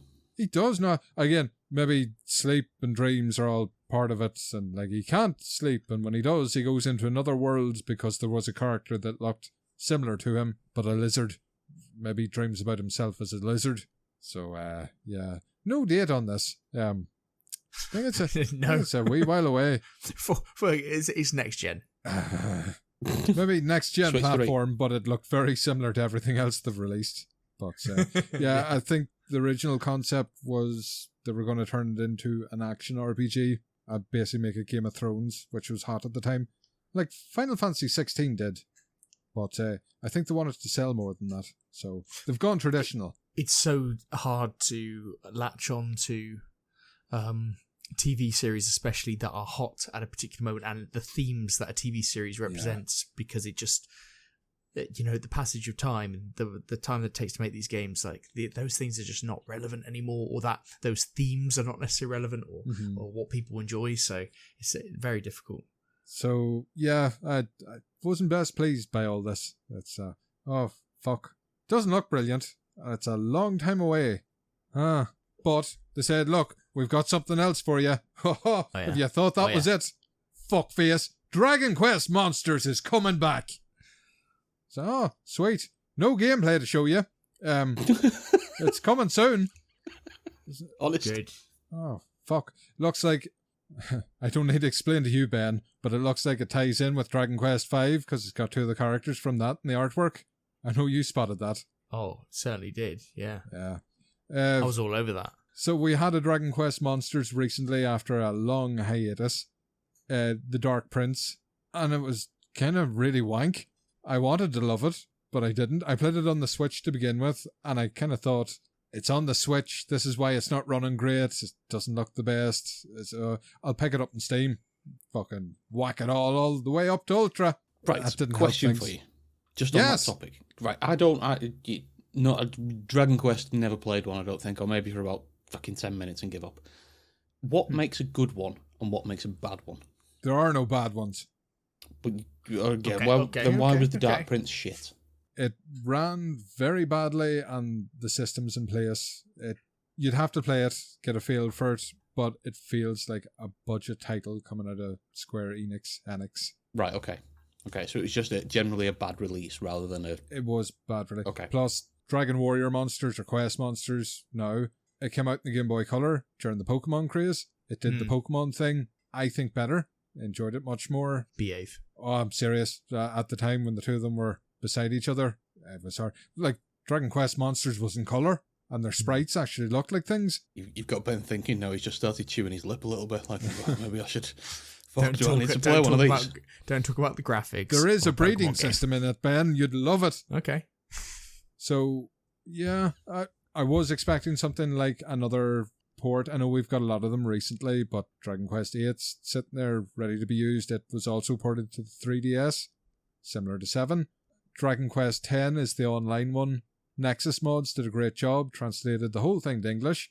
You can risk access to your Steam account by doing a bit of VPN fuckery and playing it. So I thought, maybe they might do that? No, fuck it. Let's say, 2 coming soons, nothing to show, happy 40th birthday, fuck you. It just sounds like they fucked it up a little bit. Like, they've just had a bad time. They just had a bad time, and they can't dress it up anyway. It is what it is. We're making this stuff. Ugh, rough. Because again, it would be similar to Witcher 3 times Dragon Quest 11 came out. Like, close in release. So it's been a while. We could do with the next one, but yeah. Not to be. Well, it's a huge franchise. It's a huge franchise in Japan, right? Oh, yeah. Yeah. There was that rumour, I don't know if it's real or just internet talk, that they had to change the day they released it because people were calling in sick to work and skipping school. Yeah, so it's an absolute monster. I hope it's true. But speaking of things that are coming, who wants the next one? Yeah, I'll take that one. So, Call of Duty Modern Warfare 4. First details on the next Call of Duty are out. An announcement to kick off the not E3 period. The upcoming Call of Duty has been announced as Modern Warfare 4. The follow-up to Modern Warfare 3, which was the follow-up to Modern Warfare 2. I've seen a theme here. It'll continue the story of Captain Price thrusting players into a major world conflict along the border of North and South Korea. I think we've seen the North and South Korea thing rumoured for quite a while around this one. I remember seeing that definitely earlier this year. But it's coming out on the 23rd of October. Now, I am hoping that this will be a good campaign, Modern Warfare. From what little they've shown, it certainly looks better than the last one. Oh, it couldn't get any fucking worse than the last one. And what's it coming out on, Samba? It's coming out on... Tell them the logos. I don't want logo time. It's coming on Xbox. It's definitely coming on PC. Okay. Yeah, PlayStation. It's not coming on last gen. They've announced that, so they're finally killing off the PS4. It wouldn't go on last gen. They're killing off the PS4 and the Xbox One stuff because they've got equivalent hardware to that in the modern gen now, and they're releasing it on the Switch too. Of course they are. So they've decided we're going to fuck off the inferior versions on the Xbox One and PS4 and just port that version to the Switch. Didn't say that. They never said that. Don't say that. And as we already know, this isn't coming to Game Pass this year as well. So thieving bastards. I know, absolute daylight. Whatever will people do? But I'd love to know, like, the sales numbers on this game are going to be so fucking interesting. Now that it's not on Game Pass, like, we actually get to see the weight of Call of Duty, of a new, just annual Call of Duty again. That's going to be really fucking interesting. Yeah. Yeah, it is. I think Modern Warfares are the ones that I will buy. Well, the buzz online for it is really warm. Yeah. You said the buzz is warm? Yeah. I've seen a lot of pre-orders, a lot of people giddy for it, so yeah. I'm more excited this one. When I've bought, so my cycle was always kind of Black Ops, I'd wait until it was cheap. Modern Warfare, I generally bought at launch, because the Modern Warfare campaigns are generally better. up until Black Ops 6, which is obviously a complete and utterly anomaly with how fucking good that was. But the multiplayer as well, I always find more enjoyable in Modern Warfare because they have more of the Battlefield type campaign stuff going on with the larger open maps and things. Personally, can't wait until the lobbies get switched to players with gyro control and some form of mouse control from their consoles. I've seen those fuckers play Splatoon. That's really an experience. God. I'll be turning off crossplay immediately. And that's... I wonder if there's a skill like transfer with people who play Splatoon with gyro and being able to play Call of Duty. That would be fucking insane. I mean, to be fair, for the fucking pixel count and resolution, they'll need all the advantages. Why are you like this? They can have sharp controls because they're only getting 8 frames a second. I don't think I'll ever buy a Call of Duty again. Not even on Switch 2, just on principle, just because you can. Just to tell them how good it is. Yeah, I'm playing Modern Warfare on the shitter on my Nintendo Switch 2. Stop. Why? Well, I wouldn't use those words ever because I'd be lying. But yeah, okay. Right, let's move it on. Let's. The next story. Fable has been delayed. Fable has been delayed into 2027. Now, this will... I think the reports are that everything's moving out of the way of GTA. They've obviously released an official... They badged this up quite well. And basically saying, look, these are all the games that are releasing and we're looking out for people. We need to schedule our games at the right time so it hits the audience, blah, blah, blah, all that bullshit. I think this is just the game needs more time. I think the reality of this is we laughed the game as much when they said it with Avowed. Yeah.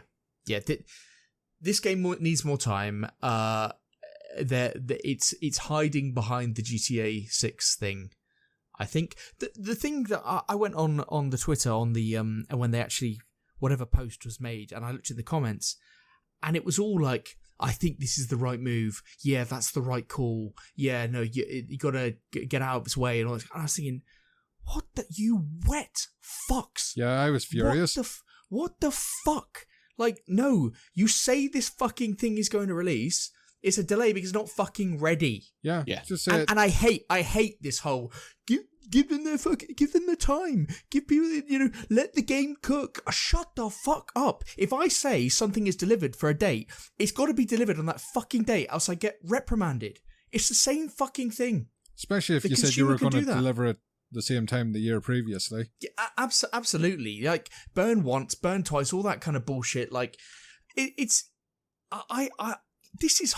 is a really bad delay. I think this is a really bad delay. Like, we've got Gears coming up. There's been Forza.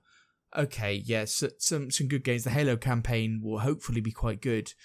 But I don't know. This was the centerpiece. I think this is what I was looking forward to. Yeah. This was the thing. This was the RPG. There's only so much you can get out of Gears. There's only so much you can get out of a Halo campaign. Forza is what Forza is. And people will get as much as they want out of that, and sure. But the new reimagining of Fable, RPG, huge, like, for Xbox fans and for people that know the original Fable, people who don't know the original Fable, this is going to be their big RPG of possibly this gen. Like, Starfield did not hit it. And I don't know, like, it's supposed to come out last year. Oh, it's coming this year. Oh, no, it's coming next year. Fuck off. Like, all right. Nobody gives a fuck anymore. I just don't get it. Just say it needed a bit more time. We're doing the polish. Say that. It's just such a fucking piss take. Get out of the way of GTA. Oh, fuck off. Who cares? Like this is what I planned to play while the gaming world was GTA focused. If the games came out on the same day, I'd be playing Fable. Mm-hmm. Yeah, so. Like, and I know the world says GTA, and I know it will. So, and I don't know whether that's a particular type of game or whatever. I don't know people that play GTA. We've been over this. I don't know who's completed. I don't know one person who's completed GTA 5. So I don't know where all this excitement's coming from. I don't know these fucking people. But yes, they're going to sell 30 million copies in a day, whatever. But like, does Fable need to get out of the way of that? Or can it time it slightly differently? Like, people think like, oh, GTA is going to come out. Oh, it's all people are going to be playing. What? For how long? Like, how long does it take you to play a game and get bored of it? Like a fucking movie coming out, and then everybody else just holding it back for 3 months going, fuck, we need to get out of the way of that. People don't watch 2 movies in the 1 month. Yeah, exactly. You don't buy 2 games, or like you don't play 2 games. And how long are you going to play? Even if you play GTA for 100, I played when Elden Ring came out. It was like this was the one I was waiting for. This was it. I completed it in 7 days. I played it like a job. Like it was done. Like we move on. Like it's just. It is I don't know. I find this really upsetting. People don't move on from GTA though. Well, there's no online, so yeah, they do. They will, just like every other fucking game, every other single player game. The PC market won't have it, so yeah, exactly. The PC market doesn't have it. It's a single player game. It's only got a certain shelf life for a person who's playing it. Mm-hmm. I'm not playing the same fucking single player game for a month, for 6 weeks. I'm probably not doing it. Like, but I want something else. And maybe, yes, they're going, we've just discussed, not everybody buys 1 million games. Fair enough. I get that. But they were never going to buy Fable anyway. And it's on Game Pass. Yeah. Yes. They were never fucking going to buy it. The people who are going to buy it are still going to buy it. So it's not the reason. I started by saying that wasn't the reason anyway, and then I complained that they've said it's the reason, and it's the reason. But it's not. Yeah. They just need more time. And I think that's fucking... And why can they not release a game when they say they're going to release a game? That's one part of it. I think the display of weakness that, this game, it couldn't stand up against competition, so we're putting it somewhere quieter. That just sounds... you've no confidence in this title? Oh, so the game's shit, is it? The game's shit, is it? Okay. Thanks for telling us in advance. Plus, it was them that drilled the 25th year, Halo, Forza, Gears, Fable. Yeah, all 1 year. And it's like, you've just overpromised and under-delivered. Stop promising shit and not delivering, because this is what lost you the whole generation. Yeah. Because you had no fucking games. It's what lost you the whole thing. And then it seems worse because when Fable was announced, it was just a CGI trailer, so it does feel like it's been such a wait. And then a year's delay. And we also need another, 3-4 months? And you know what? They'll have a great showcase. Because they always do. They have a great showcase. They're fantastic at showcasing their games and saying what's going to come out and when it's going to come out, and they're not delivering on it coming out. They're fantastic on that. Especially since we got a look at this at the Developer Direct at the start of the year. Yep. We did. We'll see you in autumn. Welcome to Albion. But the way this was kind of like revealed of like this delay, it was almost like they were doing everyone a favour. And then looking at the comments, I was just like, you fucking pathetic. You just hate the whole Slay Queen scenario anyway. Exactly. I fucking hate it. It's pathetic. Weak. A lot of them. Yeah, nothing. Get angry. And then even earlier when I was talking about PlayStation not making a blog post about the delay, this was Matt Booty appearing on the Xbox podcast. It went live 5 minutes after it went live. It was all the news accounts going delay. So it wasn't even given the official announcement. Playground came out later with a tweet, but and it's like, oh yeah, but they've done Forza. Oh yeah, they've done Forza. Playground have done Forza. So now they're doing this other game. So they've got that game out. So they've done a really good job there. So this one had to be done. Well, I tell you what. Don't get a studio doing 2 fucking massive games that you're going to release a few months apart. How about that? And then don't say they're going to be released a few months apart. It's not fucking rocket science. What isn't rocket science is getting the 2 of these out of the way before the showcase. They were fucking... Yes. had their feet to the coals over Call of Duty closing out the show last year. Yeah. And if they announced this Fable delay during the showcase... that would just dominate the whole fucking thing. It didn't matter what you show. You could fucking show Banjo-Kazooie 3 that also includes Blinks the cat. I was like, fuck it. I don't care. See, I wanted to play Fable in I was thinking August or something, September. They had said autumn. Absolutely perfect for that last quarter of the year. Absolutely fucking, I was really looking forward to it. Perfect timing, September. It's like the mental calendar in your head, you just had it blocked off for Fable. Yeah, absolutely. The thing is, for the last 3 years, February's been fucking mental for game releases. It really, really has. February's been chaos for 3 years. It started with the Horizon Forbidden West year. That was the one where there was because there was Horizon Forbidden West, there was Elden Ring, and there was the zombie game, the second one, Dying Light, the second Dying Light came out in that month as well. Like, it was phenomenal. And it was just like, oh Jesus, February is incredible. Yeah. And then it just continued. Like and there's always February? a fucking game. Was it? There's always a big game around the corner, man. Like, it's just... Yeah. And if your game is good, it will rise to the top. No one's going to not play it. Like, it's just for all the talk of transparency, just say it needs another wee bit. It needs a dusting in the oven. Yeah, we're shit. Sorry. Because I'm not saying you're shit because you can't develop a game. I'm saying you're shit because you say you're going to do something for a time and you never deliver on it. No one trusts a word what you fucking say. The constant delays. And apparently even a month back, because the Fable Twitter page would just, see you in autumn. See you in autumn. That was it. They said, didn't they say that to somebody somebody on Twitter? Wasn't it that talked about some kind of delay and they said, see you in the autumn? Yeah. And when the rumor was going about, it's like, well, this rumor's going about, but the developers are saying autumn. They've got it in text. It's in black and white in front of us. Yeah. I'll go with them over you. Yeah, exactly. But I just think it is just this another reason why they just don't deliver, man. They don't deliver. No. And they never do. 25th year could have been a good one with that, but no, it's not that. 26th year. 26 years the one, Punk. That's what you... The magic number. The magic number, yes. It's 26 and 69. The thing I'm most gutted about is I tossed up between counterpicking Fable and GTA 6 in the Fantasy League, and I went with GTA 6. Yeah, but what if GTA 6 gets delayed now? It's not going to do it. Into February. Yeah. Into February, that'd be brilliant. Yeah.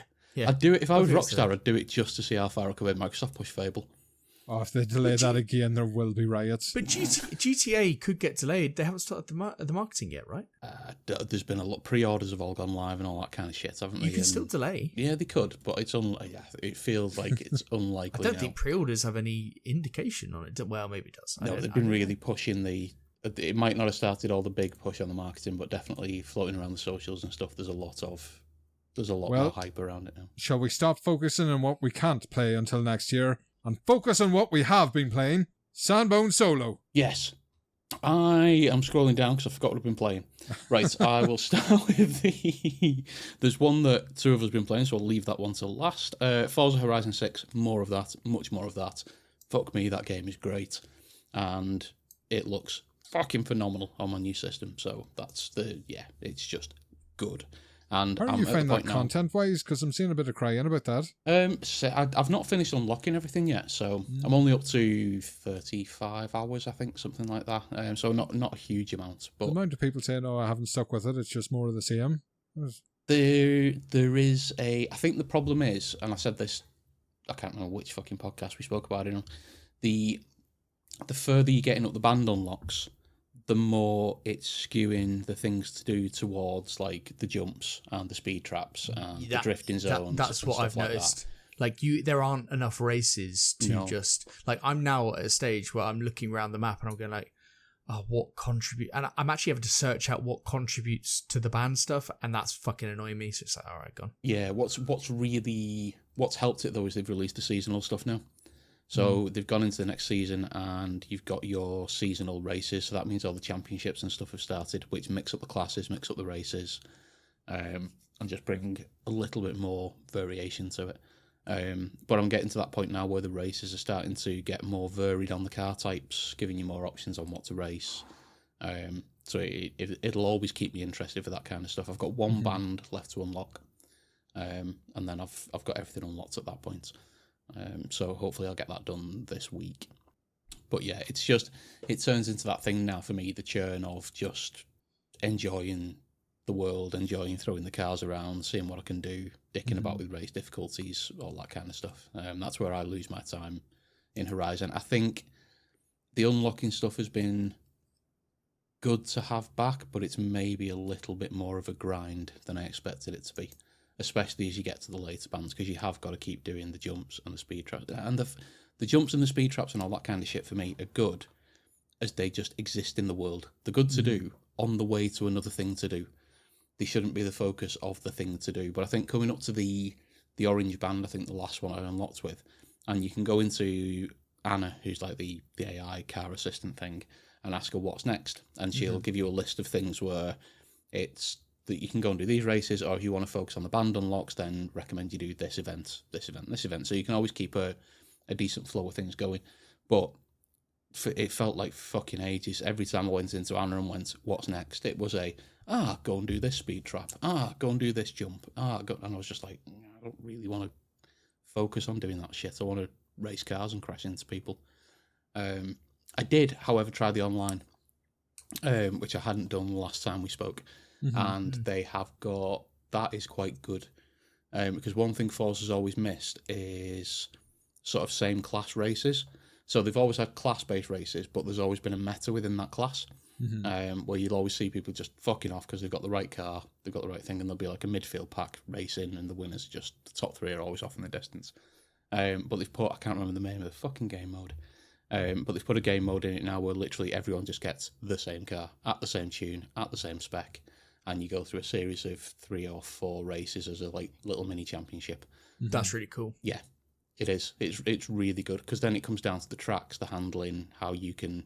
Yeah. It makes it a lot better. Is everyone on the same standard online difficulty settings? Not sure on that bit. I didn't check. I'd have to see if it allowed me to change it. Not sure. I've not looked into the matchmaking. I was just happy that everyone was in the same car, and it felt reasonably fair. Like you were fighting a mistake and you were fucked. If you were racing well, you were in the top 4, top 5. So it felt quite well balanced. So yeah, I'll have another crack at that as well once I've finished unlocking everything. So yes, Forza Horizon 6, as I said last time, I will keep going at that, and this will probably be the last time I speak about it unless there's some funky end game stuff once I've... I'd say it's one of those games we could do a bonus episode on. Yeah, potentially. It'd be good to do like a racing night with some of the guys from the Discord and get a few of us online just cocking about in minis or Robin Alliance or something like that.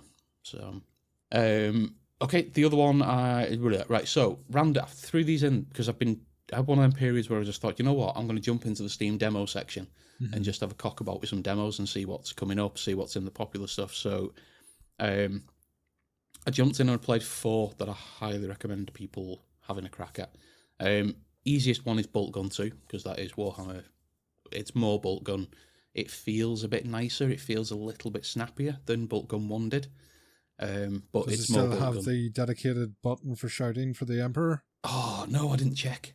Oh, shit, bollocks. I didn't even think to check. Yeah, no, that's my bad. Because I kept hitting it when I was trying to switch weapons. I'm on keyboard, you see, so I've got to specifically... Yes, I'm on mouse wheel for changing weapons and numbers, but I will check.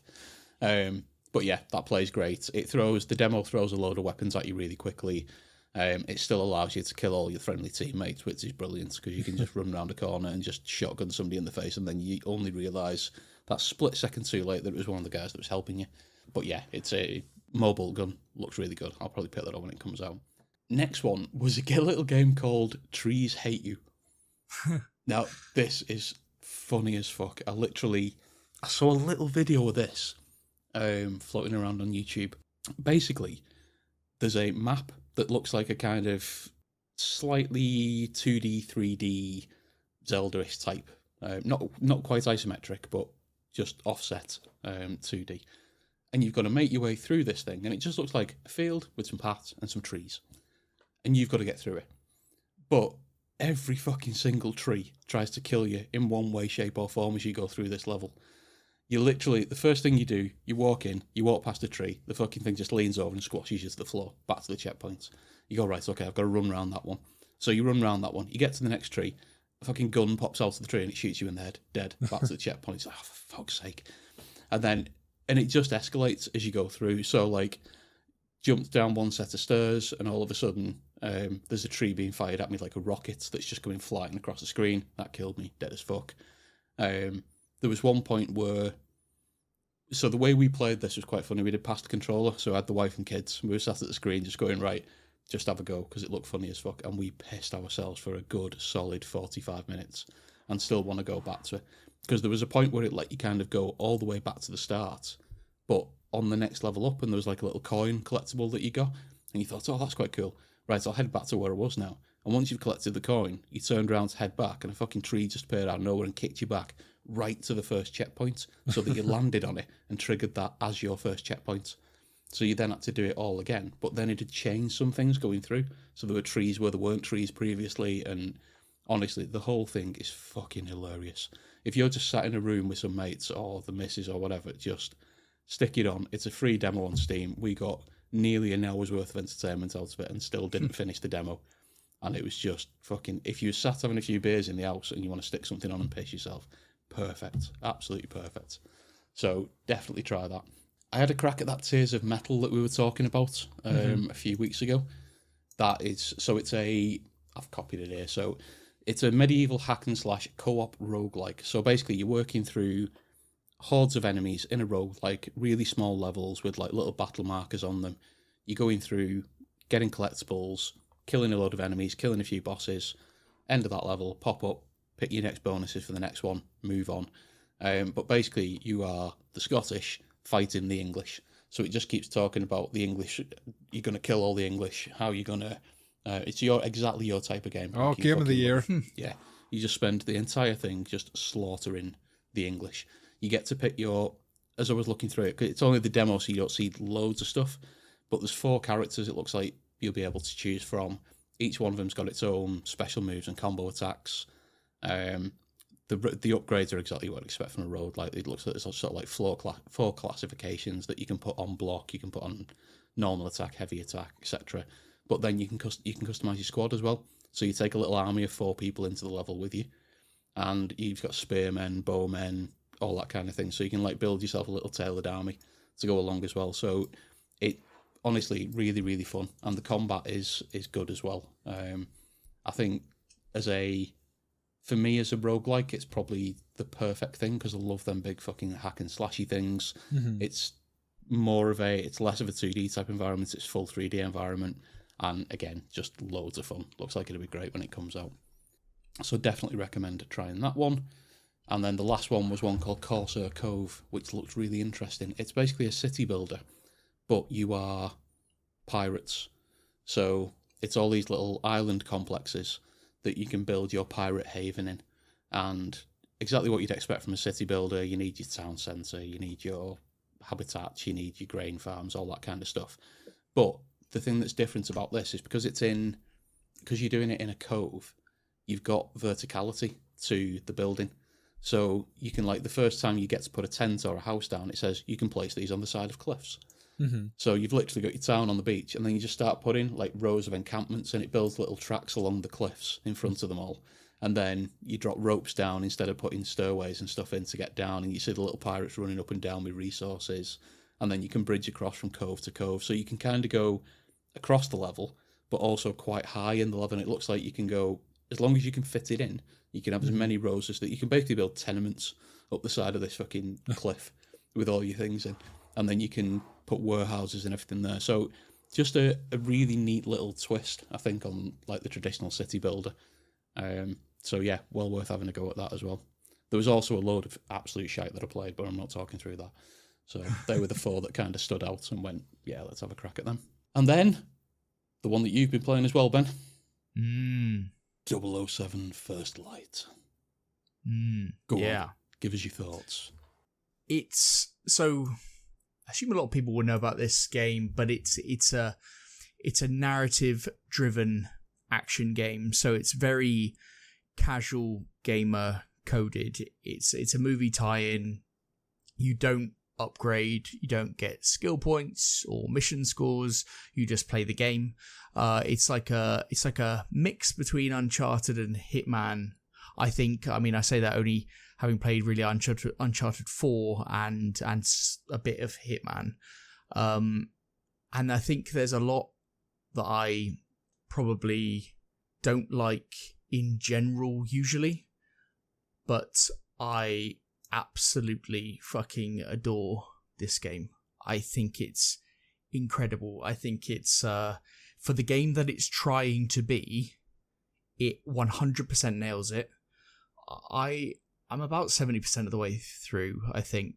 I feel like I'm nearing the end. And this is a 10. This is it. Like, and I'm not like a one of those people that's like, no, game's a 10. Yeah, okay, what I'm saying is it's like an S tier game. It's like a 95 and up type game. It's pretty fucking amazing for what it's trying to be. it's the best narrative action game that I've played since The Last of Us 2. I'm so invested in the story. I love the characters. I think it's fucking brilliant. I think the development of how they take Bond through from the start through is really, really good. I can tell I absolutely love this game because I'm hearing on other people's podcasts, like, them kind of say things they don't like about it or some negative things, and I'm there rationalizing that. I'm then going like, no, that makes sense because of X or Y, and it's like, you know, you can tell when you love something when you're like fucking defending it. Yeah. You're like, no, I think that works personally, but yeah, it just feels so good. It's one of those games that I can't wait to play. I want to play. Like, let's compare it to something like Resident Evil 9 or Pragmata, which I enjoyed playing. And Resident Evil 9, I was like, yeah, this is good, and I enjoyed playing it. Or Pragmata, yeah, okay. Oh, I think I'll stick Pragmata on. This is like, no, I'm blocking out my weekend. This is fucking amazing. Like, I'm locked in, and it helped because I wanted a game like this. I wanted a game, like, it reminded me, like, it's casual gamer, but fuck, I want to be that casual gamer for this. This is it. Like, I'm just there enjoying it. And you know what? Like, I am going around and looking at everything, and nothing outstays its welcome. It's like past every corner is like another new thing. You're never stuck on anything. Everything flows. What they've done fantastically is that movie feel, because you are always moving to the next thing. You always feel like you're progressing. There's never a point maybe you might be like, I thought what am I doing here, or something, and you figure out very quickly. Yeah. And I mean, that's because half the time it's simple, or it's making you do something, but you are, or it just feels like it flows really well. And even when you think you're in a downtime, like you've just done something big, you're on a bit of a lull, it just throws you into something again. It never lets you have a period where you go like, ooh, I think this is the point where I'll stop. It's like, no, the new thing is, there's a new thing, and there's a new thing, and a new thing. I fucking love this game. I think it is so fucking good. Where are you up to? I am at the end of the Vietnam section. Vietnam, okay. If that makes sense. No, I've not been to Vietnam yet. So I'm at the tower, at the office block building. Oh, yes. Yeah, okay, so yeah. I've just got to the top there. I'm just going to the penthouse. Yeah, so you have a bit more to do, and then you'll then be starting like the Vietnam section. Okay. So yeah, you're not far behind me, but yeah. How do I word this? I've always wanted a hitman that doesn't punish you for being shit at Hitman. Yeah. and this is that game. Because I don't necessarily have the patience for Hitman. I get to points in those levels where I'm like, do you know what, I could work this out, but I could also just shoot that fucker in the head over there and then punch him and just have the same results. But actually the combat's a bit shit and the shooting's terrible. So I'm not going to do that. Instead, I'm going to do stealth shit, get caught, be punished, and start the whole thing again. Yeah. And they've got that bit so right. You can not Hitman the shit out of it, but if you want to be a bit more clever and a bit more stealthy and use your gadgets and all that kind of stuff, you can go, because I've just been through the level before the tower. I was like, there was quite a bit of a stealthy section there. And then I got into that open bit and I thought, you know what? I'm sure I can see enough cover here that I can probably just take these 15 guys out by running around. And I was just like, do you know what? I'm just going to do that. And yeah, it was fucking great. Yeah, they have the small areas where it's like contained as well. So it's like you make a mistake. It's not like, oh, now every man and his dog is suddenly on you. No. It's like, okay, well, this is a very defined thing. So if you make a mistake here, then those 5 guys will be on you or something like that. But I heard somewhere else on another podcast, they were like, oh yeah, but the combat, like when you've got loads of people around you, it's pretty difficult to kind of to grab the right person. Have you ever been in a fucking fight? What are you talking about? Like, Jesus Christ. What are you complaining about? That bit, the combat, it took a little bit for the combat to click with me because I was being a little bit too prescriptive with it. I was fighting a guy and I was fighting that guy, and then I was getting hit by somebody from the back, and then I was like, But once I get into that flow where it was like, no, you don't focus on the guy you're fighting. You just focus on the cues and you react to the cues. It's very Arkham. Yeah. It's very Arkham like very there. much. It's just like, right. And it is like the parry, dodge, grabs. Yeah. There's other like techniques that you can do, like gut punches and things like that, or like running at people and like kind of tackling them and stuff. So there's all different, but it is just a very, you have to be quite methodical. What's interesting is when you do die, when you get hit and you die, like the next time you might go in and you might just no hit everyone because you're just in the flow. Yeah. And you just do it. But, and when you do, I mean, you can tell as well, they've built it for that. Like there was a couple of, I'm recording my whole playthrough for this. Just, I'm not sure what I'm going to do with it, but I thought, fuck it, I'll record it anyway and see what happens. And there's a couple of bits where I've just written down timestamps that I want to clip because it's like, it's that movie feel. They've built the combat for that movie feel. And there was one guy, I was surrounded by about 5 or 6 guys, and I thought, I'm absolutely fucked here. But I got into that flow, and immediately he's like, okay, I'm fighting this guy, I've punched him, I've hit him in the head, there's somebody else going for me. I've turned around, grabbed him, smashed his head into the wall, turned back to the other guy, kicked him in the nuts, and then just smashed his head through a window. And then the next guy he turns around and grabs and throws over a table. And it's just like, it's cinematic. If you get that flow right, it's so good. But I really like the story. Yeah. I really do. And I really like Bond. And I like the other characters. Yeah. I just like it. And Tony Gates, whatever his name is in this, you know, Tony Gates in Line of Duty. Yep. Fantastic. Greenway. That's it in this game. Fantastic character. Like, he is Tony Gates. He's just playing the same character. But it's so... So I just, I think it's just hit me at the right time because I know a different version of me would go and just sigh. Like when we're playing, oh, right, okay, yeah, what am I doing? Lame. But I'm not. No. For some reason, I'm like a giddy fucking school kid playing it and just like, yeah, this is... Oh, wow, let me get into this. This is so cool. What did they say? Listening to every fucking conversation. The world feels so alive because it's like a Hitman game. Yeah. And every conversation is happening everywhere. You're learning something. Like the way that it's communicating the world to you is not you reading fucking endless notes.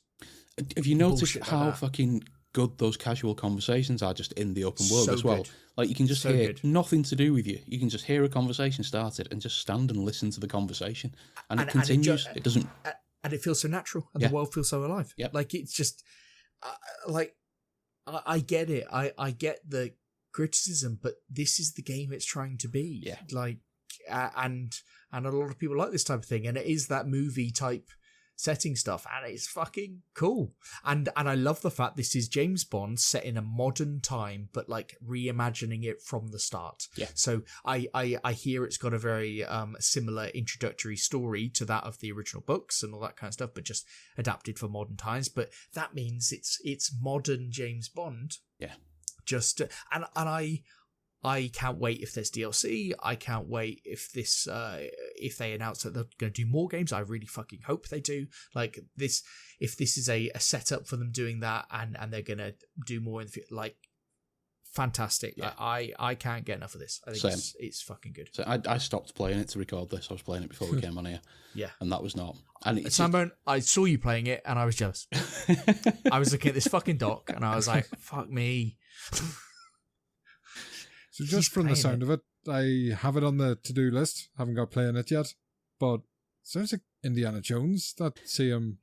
That's exactly. I put that on the Discord before. I said to the guy, this is making me feel like Bond in the same way that Circle made me feel like Indy. Mm-hmm. So for me, playing Indy, yes and no. Like this is, I think personally, another level. Mm-hmm. I think this is the way that they've communicated it, the way you feel doing it. It was even going into a room, fucking up, but then having a feel for it or being in the flow and then going in doing everything pitch perfect. Yeah. I think the difference is, Ben, where you've got, I think what you see in Indy, for me, you knew the character. The character didn't change. He was baselined, he was grown. You knew the character you were playing all the way through that, and you knew that Indy.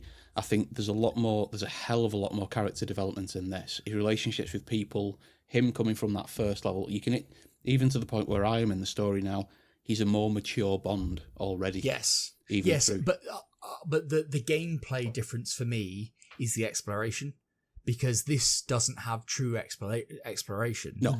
And I love it for that, because it makes me feel the character. I'm playing the story. Yeah. Like I'm going through, and that's what it's designed to do. But that's the difference between those two games. Like, it has the same feel, and I think I made that connection in my head as well. But like, for me, this game is better because it's more curated. And I know a lot of people see that as a bad thing in games. I would agree with you on a lot of games. But with this one in particular, the way that it flows in the movie-like setting is through that curation, and it's fucking wonderful. Yeah. Like, it's so damn good. No, it is. Yeah, I mean, the intro, the first 35, 40 minutes was fucking brilliant. I didn't realise Really it had good. a proper Bond theme. And when that kicked in, that was proper cool. The next one was the training montage. The montage is such a good way to do that. Such a good way. Like, this has never been done. But so for those that don't know, like the way that the training is integrated here is basically a collection of really short, almost mini games to like a Rocky style montage during your training. Yeah. And it is such a brilliant way of getting you to learn controls, mechanics, and stuff like that. Yeah. Because and like, there's no real failing; it's just moving on, and it's just like, wow, what an innovative way to get you in that movie feel. Yeah, it was the way they interspersed it, where you were like, because obviously any kind of typical campaign tutorial thing will give you run over here, jump over this, pick up this gun, do that. Do this, jump over there, oh, here's a car, learn how to drive that, blah, blah, blah. And you go through that just in a sequence of things in a training level somewhere. Yeah. The way this intersperses those same things, as you say, like mini games, but then with the cutscenes in the middle as well. So there's like a 30, 40 second mini game, and then a 20-second cutscene showing how that's developed your relationship with the characters, and then another one, and another one. And by the end of that 10 minutes of montage, like, you've seen months worth of character development, skills development, everything else in a really, really cool way. I didn't look at the Metacritic. The first game I've ever bought without looking at the Metacritic. So I didn't. All I did was watch Dreamcast Guy, obviously. Of course. And I put on, before I went to bed, I put on Miss Mika's stream. She was playing it. I was just like, I'll just listen along. I didn't want to watch it because I might end up playing it, but I had no real interest in buying it. But I was just listening to it. And she was quite relatively early on, like 4 or 5 hours in. And somebody asked her what she'd give the game. And she said, I don't really like rating games before I finish them, obviously. But she was like, but at the moment, this is like a 9.5. And I was like, sorry? What? Like, what are you... Like, she's saying this. Like, and, she's a seasoned gamer. And for me, I think this is it's hard to recommend to everyone because it's just not going to be everyone's cup of tea. No. But I think if that's the type of thing that you're into, maybe an Uncharted type game, and if you like those very curated type stories, then man, this is good. Yeah, really good. I like what they've done with the Bond theme as well, where it just appears in the background every so often, like when you're jumping out the plane, and you start, and there's all the wind noise, there's the main music soundtrack and everything going on, but you just in the background, you just get this like, dun, dun, dun, dun, dun, dun, dun, dun, dun. Just like, and they just creep it in. It's like hearing the Halo music as you go into it's proper good. But you could tell that it's done a great job making you feel like Bond, because it's like, when am I going to do my next cool thing that will impress people? Yeah. And like when he later on like sleeps with a girl, you're like, yeah, fuck yeah, get on, James. Is that a mini game as well? Unfortunately, no. Oh. Was for Ben. He made it a personal mini game. Fuck yeah, just James. I'll live vicariously through you. So yes, cannot wait to get back to this later and really look at. I have to say this has bumped it up my list a wee bit. It's it'd be ahead of Pragmata now. Yeah, it should be. It should be. Yeah. Again, like I'm interested. That's why I was really interested to hear your thoughts when you said you were playing it, Sambone, because I was like, I am so high on this. But when I listen to other podcasts where they're like, yeah, well, it's really good, but actually I don't like it because this is, I'm like, fuck you. It's bang on. It's exactly what we said. Delete episode. Things like Crimson Dead. There's enough games out there that allow you to take guardrails off. And sometimes it's nice just to sit down and go, I'm playing through something that's curated. Things are happening that make me feel like I am doing them, but they are absolutely part of a fully curated experience that somebody's properly thought about. Absolutely. And the fact that there's heavy aim assist for my headshots and it makes me feel like a fucking god gamer. Yes. In fact, that's all I'm part James of it. Bond. Exactly. Yeah, I was the same. I was like, initially I was like, oh, fucking hell, the aim assist. And then I was like, no. I can shoot guns out of people's hands from 120 meters away with a pistol. The other criticism, all the other criticism I had was like, oh, but he's like, basically fresh out of uni type recruit, and he's taking down all these SAS. Yeah, but okay, but you got to buy into the fact, the specialist training, the fact that he was special to begin with, he was picked out for this whole thing. You've got to buy into it, and you are playing a video game, but you've got to buy into the whole narrative. Have you not heard of James Bond before? I know. He's supposed to be pretty fucking good. He had a submarine car in the 80s. What is that? No, it's good. It's perfect. I was really dubious going in, and even when I bought it, because I was just, I'm not a Hitman guy. I want to be a Hitman guy. Same, I really do. Same. I was really dubious, and then opposite problem to you guys. I try to go for is the 3-star rating on everything. Yeah. So if you fuck up once in a while, I say, right, restart mission. Fuck this. I say, I've been playing this for 10 hours and done like 3 missions. Fuck this. Yeah, because I think if you're a Hitman fan, you probably did be disappointed with the Hitman elements. If you're whatever fan, like it's important to not think it's that, but it's just like but what it has amalgamated, I'm sure, is it's done enough to make someone like me feel like I am playing a Hitman game. Yeah, same, exactly the same. So yeah, very, very, very good. I tell you what, Game of the Year is going to be an absolute fucker this year. Yeah, I was thinking Pragmata was like, I was like, Pragmata is a fantastic game. It's probably the best game I played this year. Blah blah blah blah blah. And then this comes along, and I was thinking, Pragmata what? Like, this is Jesus. And what else have you been playing, Ben? The other thing I've been playing is I played the new update, international update for Football Manager. It's the International World Cup update, so you can play as any team in the World Cup, and you can start at the World Cup or a month before. So you can play through with any nation and just pick your squad and get in the World Cup and do that. It's quite fun. It is still exactly Football Manager. They claim to be doing a lot more with the international teams and all that kind of stuff than they've done in previous Football Managers. I couldn't really see that. But what they do have is a scouting system if you're going to be more of a long-term manager, all that kind of stuff. So, and you can carry on your new save that you play with international management into a full career, or international management has now been added to your existing saves. So that is also a plus. But yeah, nothing too much to say on it other than Football Manager finally gets its big update that he was planning for. Whether that's enough to turn round the game and the minds of the many, I don't know, but I recorded a playthrough of taking England to the World Cup in 2 different videos, and that's on our YouTube channel. I have watched segments of that, not the whole thing, but I have watched. So you can see that, and you can see all my problems with the green screens because I had significant problems. Oh my days! Because the lighting in this room changes so much. I don't know. It's a nightmare. So yeah. Enjoyable times. It was quite nice to see that bit of the screen that you'd normally miss through you. It was good. Yeah. It was like at one point, I was like fully. You could see the whole pitch through me. Yes. So I had to just turn off the camera and then sort the camera out after the game. The amount of cuts that I've had throughout that, like where I had to sort the camera, it must have been like 6 edits across the 3 videos, across the 2 videos where I've had to fucking amend the camera. Nightmare. Maybe I should buy a more expensive camera. Maybe the £20 camera isn't good enough. Who knew? Don't use OBS's green screen tools. Use NVIDIA Broadcast. Yeah, I think I've got to play around with that because it just was not good. Yeah. The OBS green screen was just not good. Yeah, NVIDIA Broadcast is superb. It uses a fair old chunky GPU power to do it, but if you're playing something like Football Manager... I've got enough, son. Oh, good. I've got enough. Good. Don't you worry. I've never seen you that confident talking about anything. Well, I've got the...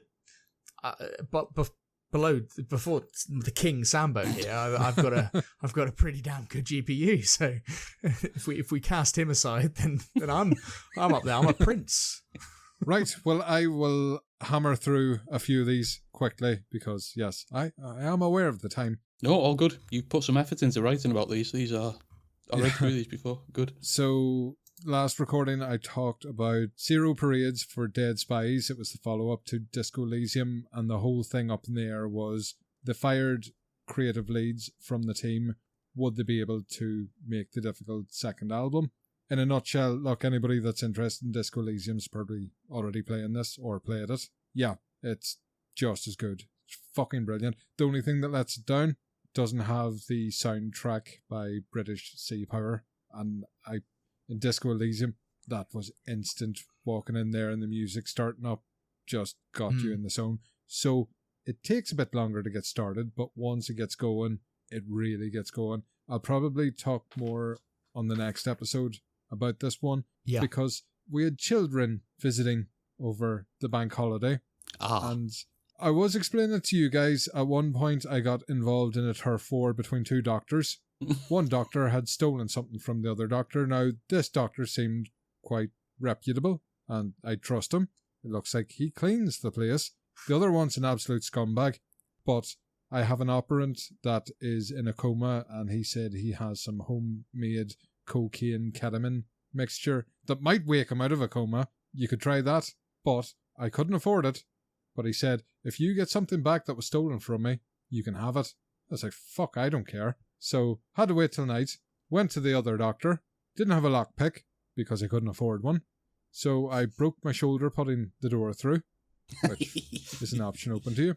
Found the stolen object, which was like a medical, not a cadaver, but like a dummy that you would practice CPR on. And it was made to look like a sex doll. So I don't know which of the doctors has done this. I'm guessing maybe the one that wants it back. So I stole it, brought it back, and he gave me the drug mixture, but I was suffering quite badly from fatigue and anxiety, so I took it myself to reduce those stats. And it was at that point we had guests, so I thought, I'll not continue with this one, because this is still quite early doors.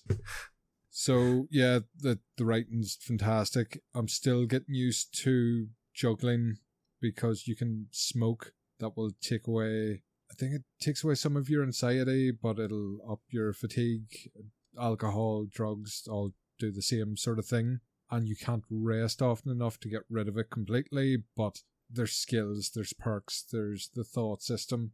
So there probably will be ways around that. It's just finding them and which are the good ones, which work for you.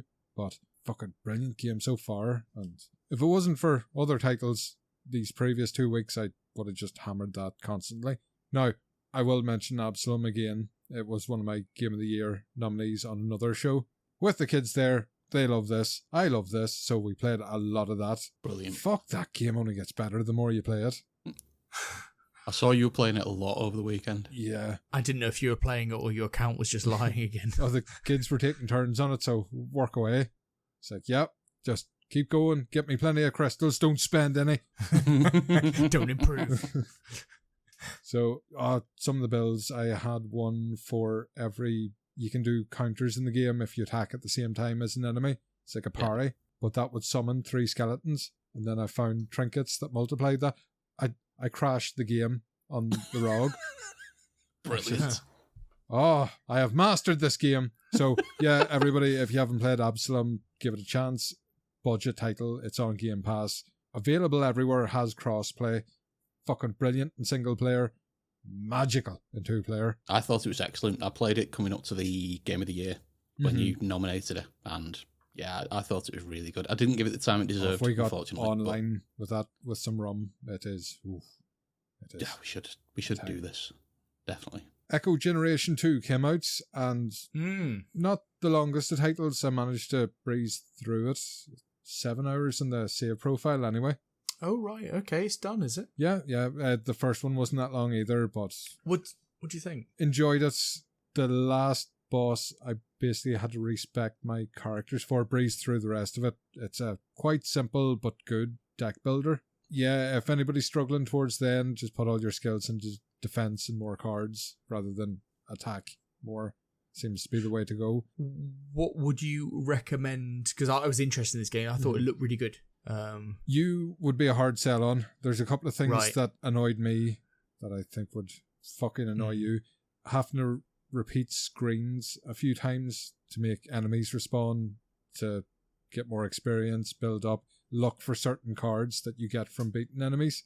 But the way it's set up, it's kind of like Live Alive. Yeah. The opening chapter, I wasn't that fussed on. I thought it was a bit odd. Echo Generation 1 started you off as a normal child in like American suburbs. At the end of the chapter, you were beating up raccoons because they were bullying your sibling. And it got odder as it went on. It just upped it.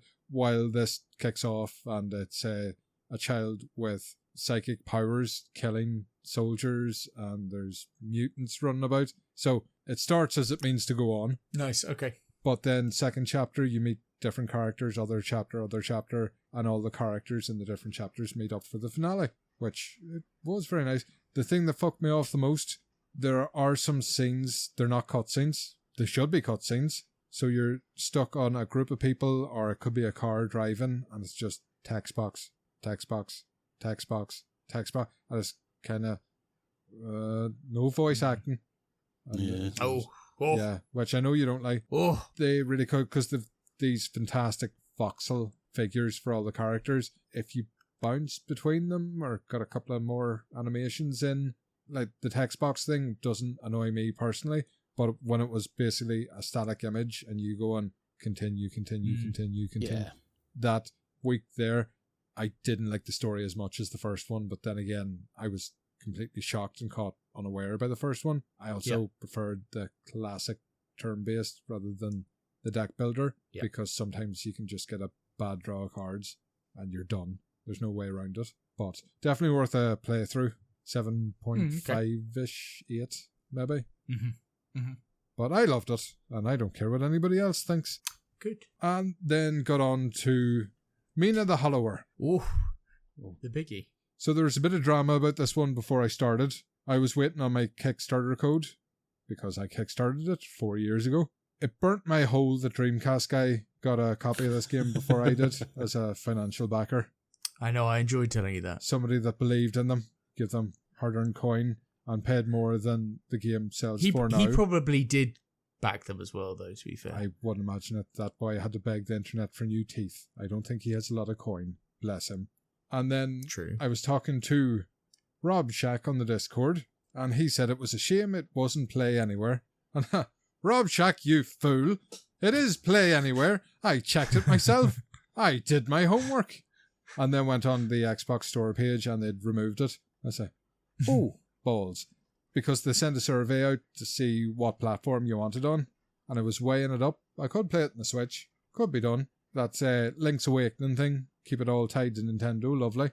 And then it's like, oh, well, Xbox have Play Anywhere. So then I'll have the choice whether to console it or play it on the PC. Fantastic. So I went to Xbox. And then, after Rob Shack mentioned it, bless him, that gent that I abuse horribly, I said they removed it and no fanfare. I actually sent in a question to the Kickstarter. I was like, what happened to the Play Anywhere? Well, it's not available at this time, but that doesn't mean it won't be in the future. I say, but it was advertised. It was on the store page. I checked it, and there was no update to say that it was no longer supported. It's just, oh well. So got it in Steam. Very interesting story, I know. Did they sort your key over okay? Oh yeah, I managed to get it in on time, so... Okay.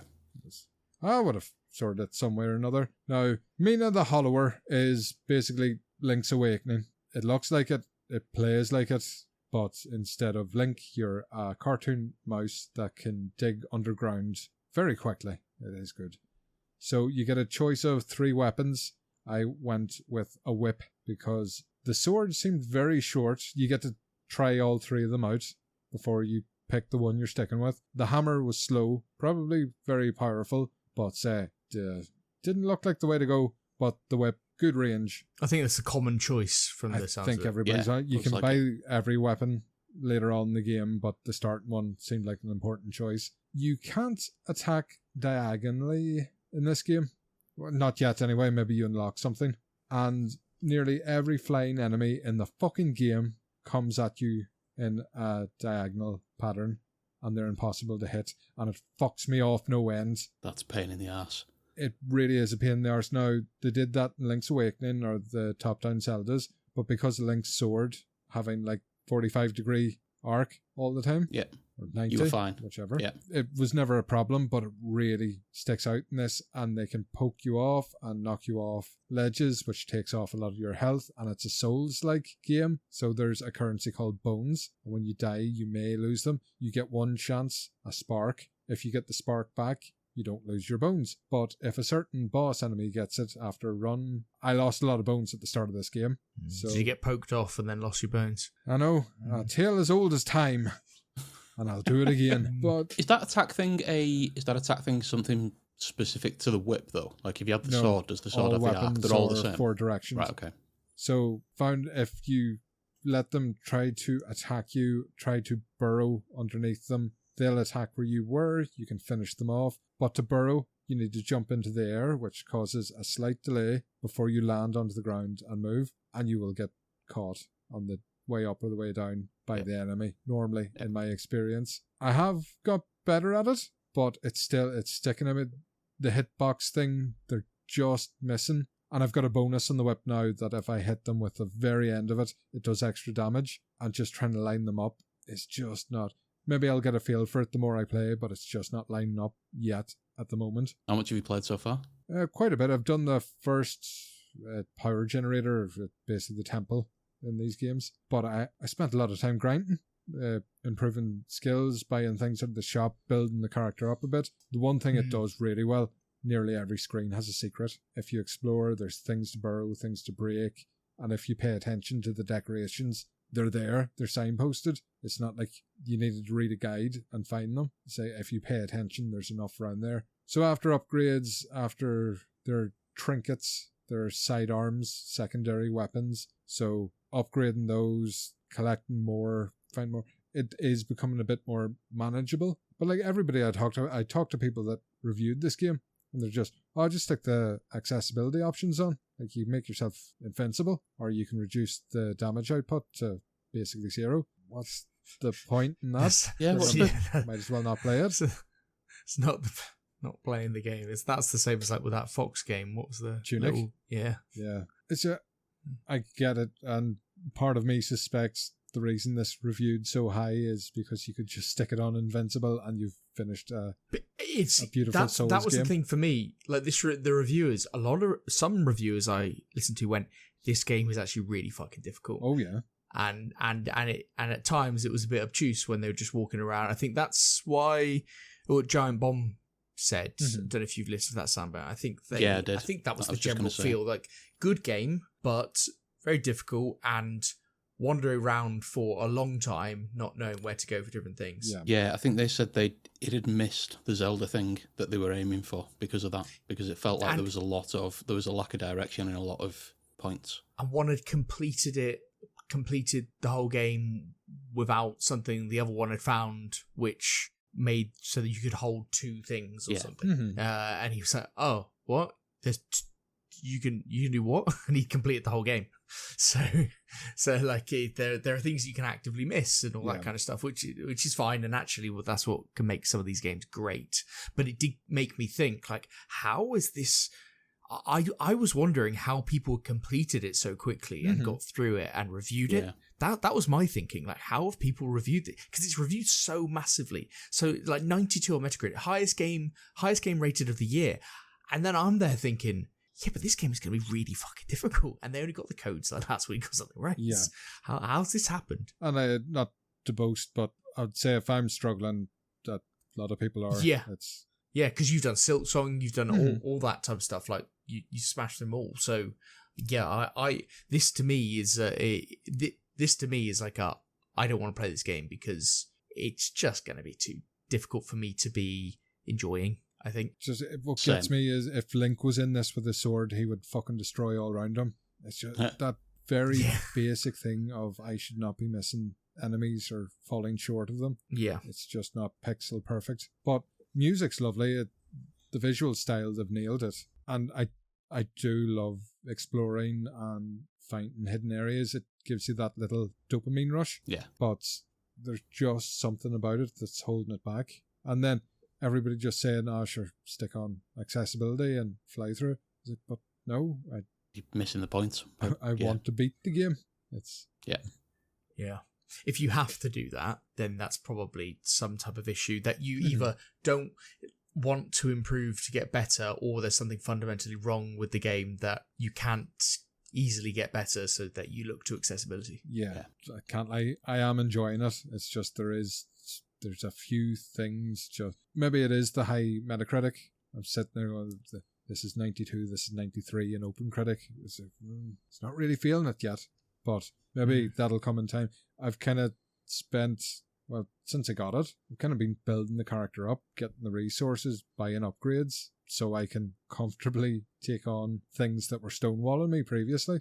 So I guess it's soulsy in that regard. And then enemies sometimes get stuck in the scenery and I just hammer them, which I like when that happens. Take that as a little bonus whenever so I that's can quite get it. soulsy as well. Yeah. Take the cheese when it's going. Yeah. So, yeah, I think that will wrap me up. A good selection of games there. More than I thought, considering it's not been that long since we recorded. I'm trying my best here. No, absolutely. Nobody wants to be a Matt Murray. Deep. So, we probably should talk about what's coming up. Normally, we use this little slot in the show to talk about games that are catching our attention, but I didn't see too much coming up. I made a note of Dench Attack, which I love the look of, which if anybody hasn't seen it, it's like Jet Set Radio with trains. Looks really cool. This does look really cool. And it will be Game Pass Day 1 title, so you can try it, and if it's not for you, hey ho. Whatnot. It's the one that we've seen at a few showcases, isn't it? Or seen at least at one. Yeah. Yeah, it looks really fun. I'll definitely be having a go at that one. And the other one, although I'm in two minds about it because I love the HD 2D games from Square Enix, The Adventures of Elliot, The Millennium Tales. Not just seen something this one. I heard nothing about this for ages. Like, I remember when this was. They did do a not a demo, like there was two demos. So the first one was like a play tester one. Play tester one. Yeah. This demo that's out now will carry into the full game. So it's like it's just the most wank title ever. So can't be I played. remember this one. This was the Can't one that be looked stunning, didn't it? The world looked amazing. I love the engine. There's something about this game just isn't doing it for me. But it's the name. It could be the name. Yeah, it's the name. What's in the name? But also, I also think HD 2D has almost run its course now. That used to be a selling point, and now I don't think it's a selling point. I like the Dragon Quest ones, 1, 2, and 3 done on it. They were great. The only one, and I've not put it in the documents, the only one that I might play, depending on how it reviews, is Killer Bean. I don't know if you remember this one popping up on the... Yep. Yep. You basically play as a bean who... It's like a James Bond. He's like basically James Bond as a bean. Okay, tell me more. He's just... So it's like an FPS. It looks like some parts of it FPS, some parts of it a third-person shooter. There's some mental-looking driving bits where he's like driving around but shooting people out of the window. Do you get to womanize? It doesn't look like you get to womanize. I'm out. No, but it does look like you. Fuck like you it's got and Max fuck your Payne. beans. Yeah, it looks like it's got like Max Payne type moments in some of the trailers where he's like jumping out of a window, and then he jumps out of this window on what looks like the 8th story. Everything goes into like bullet time, and he's just then like just picking off people in the building as he's falling down towards it. If it reviews well, I think I'll pick it up because it looks like it could be fucking hilarious. Yes, that's the only one that kind of jumps out, only because of, realistically, the amount of time I'm going to spend watching Summer Games Fest shit over the next... Yeah, I thought that because there's so much to watch in the next few weeks, so much to get excited about, maybe a shadow drop or two. I looked at games coming up for the next couple of weeks, and there was nothing really that I was planning on buying, I don't think. But we got all the fucking showcases. This is the season now. We got this and the World Cup. This is the best month of the year. June is the best month of the year. So, dates-wise, I'm just looking at the big ones. Obviously, Summer Games Fest starts technically on the 1st and runs through to the 8th or maybe the 27th, depending on when Nintendo decides to do something. If Nintendo decides to do something. They'll do something in June, but Yeah, I think it might be later. Sure they will. But the big usual ones, we've got the Sony State of Play that Punk mentioned earlier on the 2nd of June. The Summer Games Fest showcase itself is on the 5th of June at 10 p.m. UK time. Day of the Devs, which is normally quite good, is late on the 6th, so that's 12 a.m. I believe that follows straight after Summer Games Fest, as it normally does. Mm-hmm. You've got all of the others thrown about over the days, so the ones we've seen before, like Frosty Games, Women-Led Games, those kind of things are all mixed in there as well. And then we've got the Xbox Showcase on June the 7th at 6 p.m, followed by the PC Gaming Show, the highlight of Summer Games Fest, at 8 p.m. And we're still waiting to hear whether or not Nintendo are doing something, but everyone else is. So I'd be surprised if they didn't throw something in somewhere. They need something big. Get that share price banging. Yes. Xbox will shadow drop a Nintendo Direct halfway through. Dreamy. And not show any logos. No logos at all. No. So yeah, we've got a busy old few weeks coming up of gaming and not E3. I love this time of the year. It's fucking insane. It's brilliant on two counts. You get to see all the good shit that's coming up, and you get to revel in the salt of everything that's shit. It's fantastic on both sides. Don't you do the wholesome direct like that? I love I watch as much as possible. I just love seeing fucking game showcases. Like, it's just there's something fantastic about them. Like, everyone else there complaining like about Jeff and it's all shit. Oh, it went on too long, and all I'm there is saying, fucking love this. I love Summer Games Fest. It's just great. I really do. Summer Games Fest and the video. I'm sitting right here, Ben. You can talk to me. Brilliant. So I don't like Jeff. I don't like his stupid shoes. I don't like his little jacket. When you start complaining, all I'm going to be like, just turn the phone over. When that WhatsApp is buzzing and you just complaining your tits off, and I'll just be like, turn that one over. Tweaking your nipples. I can't listen to this. I need to get in. Do you reckon Phil Spencer's going to turn up somewhere? Be in the crowd. In the crowd. For lols. He's the new Herman Holst. Just throwing cabbages at Asher on stage. Just fucking lobbing them from the crowd. Just talking. When she's talking, he's just talking. Fuck you, I wanted Fable. Just shouting abuse from them. Can't believe you've delayed Fable. Shite. No games. You never deliver. Shite games, no fans. I bought a fridge because I thought it was going to be an Xbox, you prick. I've got one of those fridges. Have you? I keep seeing it in curries, and I say, could do. I don't use it. It's just a feature. Won't fit in the bunker punk. That's the. Imagine you owning a bit of technology that you just don't use. It boggles the mind. There's a washing machine behind him there. He uses it for mixing his Weetabix in the morning. It's just filled with Weetabix that just cycles 24 hours. The Xbox fridge, I've just got the light on the top. Nice. That's it. That's the fridge isn't on, it's just the lights on all the time. It is. So you don't trip over the Dreamcast you use as a doormat? Yeah, Dreamcast is somewhere. To be fair, if you shorted it, you could probably use a PS5 as a really good fan. No, I do watch Sky Go on it, so it's got a purpose. Yeah. Don't worry. Yeah, I mean, don't take away my Sky Go machine. Well, anything else we'd like to cover before we wrap up this recording of the Games Bunker? No, they're getting longer. They are getting longer. This is kind of the opposite of what we wanted. This is not what we were planning. Yeah. But it's been a heavy news month, to be fair. There's has. been a lot of shit happened in the news. And we had some big games to talk about. Yes. And we're going to have to do some short ones, otherwise the next episode's going to be 6 hours. Yeah, we can't do every 2 weeks. I do think we need to divide up the showcases. We'll cover them all separately. Sambo can do Sony. I'll do Xbox. I'll do Nintendo. Ben can do Black Voices and gaming. Sure. Yep. I think Ben should do Wholesome Direct. That'd be doing a Ben talk over Wholesome Direct. Would be fucking amazing. I'll do it. I'm there for it. Because I was keeping an eye out for Cozy Gamer Direct. Yeah. And I say, I'm doing that with him. Yep. You know, I played that in Kobeni, or whatever it's called. And loved every minute. I played it. Revolutionised gaming. Can't believe I killed that cat. Fucking milk. He tells you at the start. If you're desperate for more of this glorious content in your faces before you next hear from us, then we're in all the usual places. The Games Bunker on Twitter. I'm not calling it X. The glorious cesspit of salt. The Games Bunker on YouTube, where we'll be posting most of our thoughts on Not E3. The Games Bunker on Twitch, where we've not done anything yet, but I'm sure Ben will put his invisible torso on there very soon. And yes, if you are listening, tell your friends. Please leave us a review. We need to get out there. We need to spread the disease. And with that, we must end our communication with the outside world. It has been once again a crucible.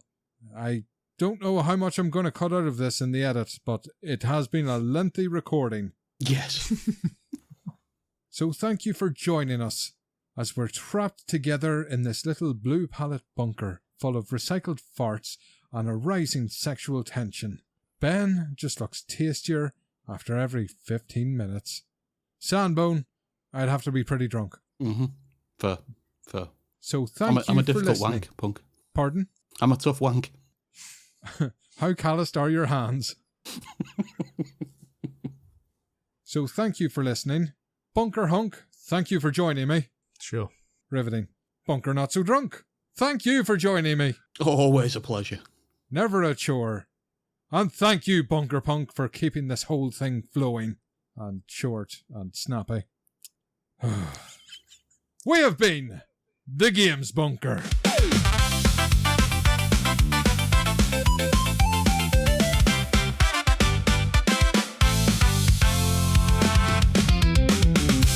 Well, if you're desperate for more of this glorious content in your faces before your next hear from us, fuck.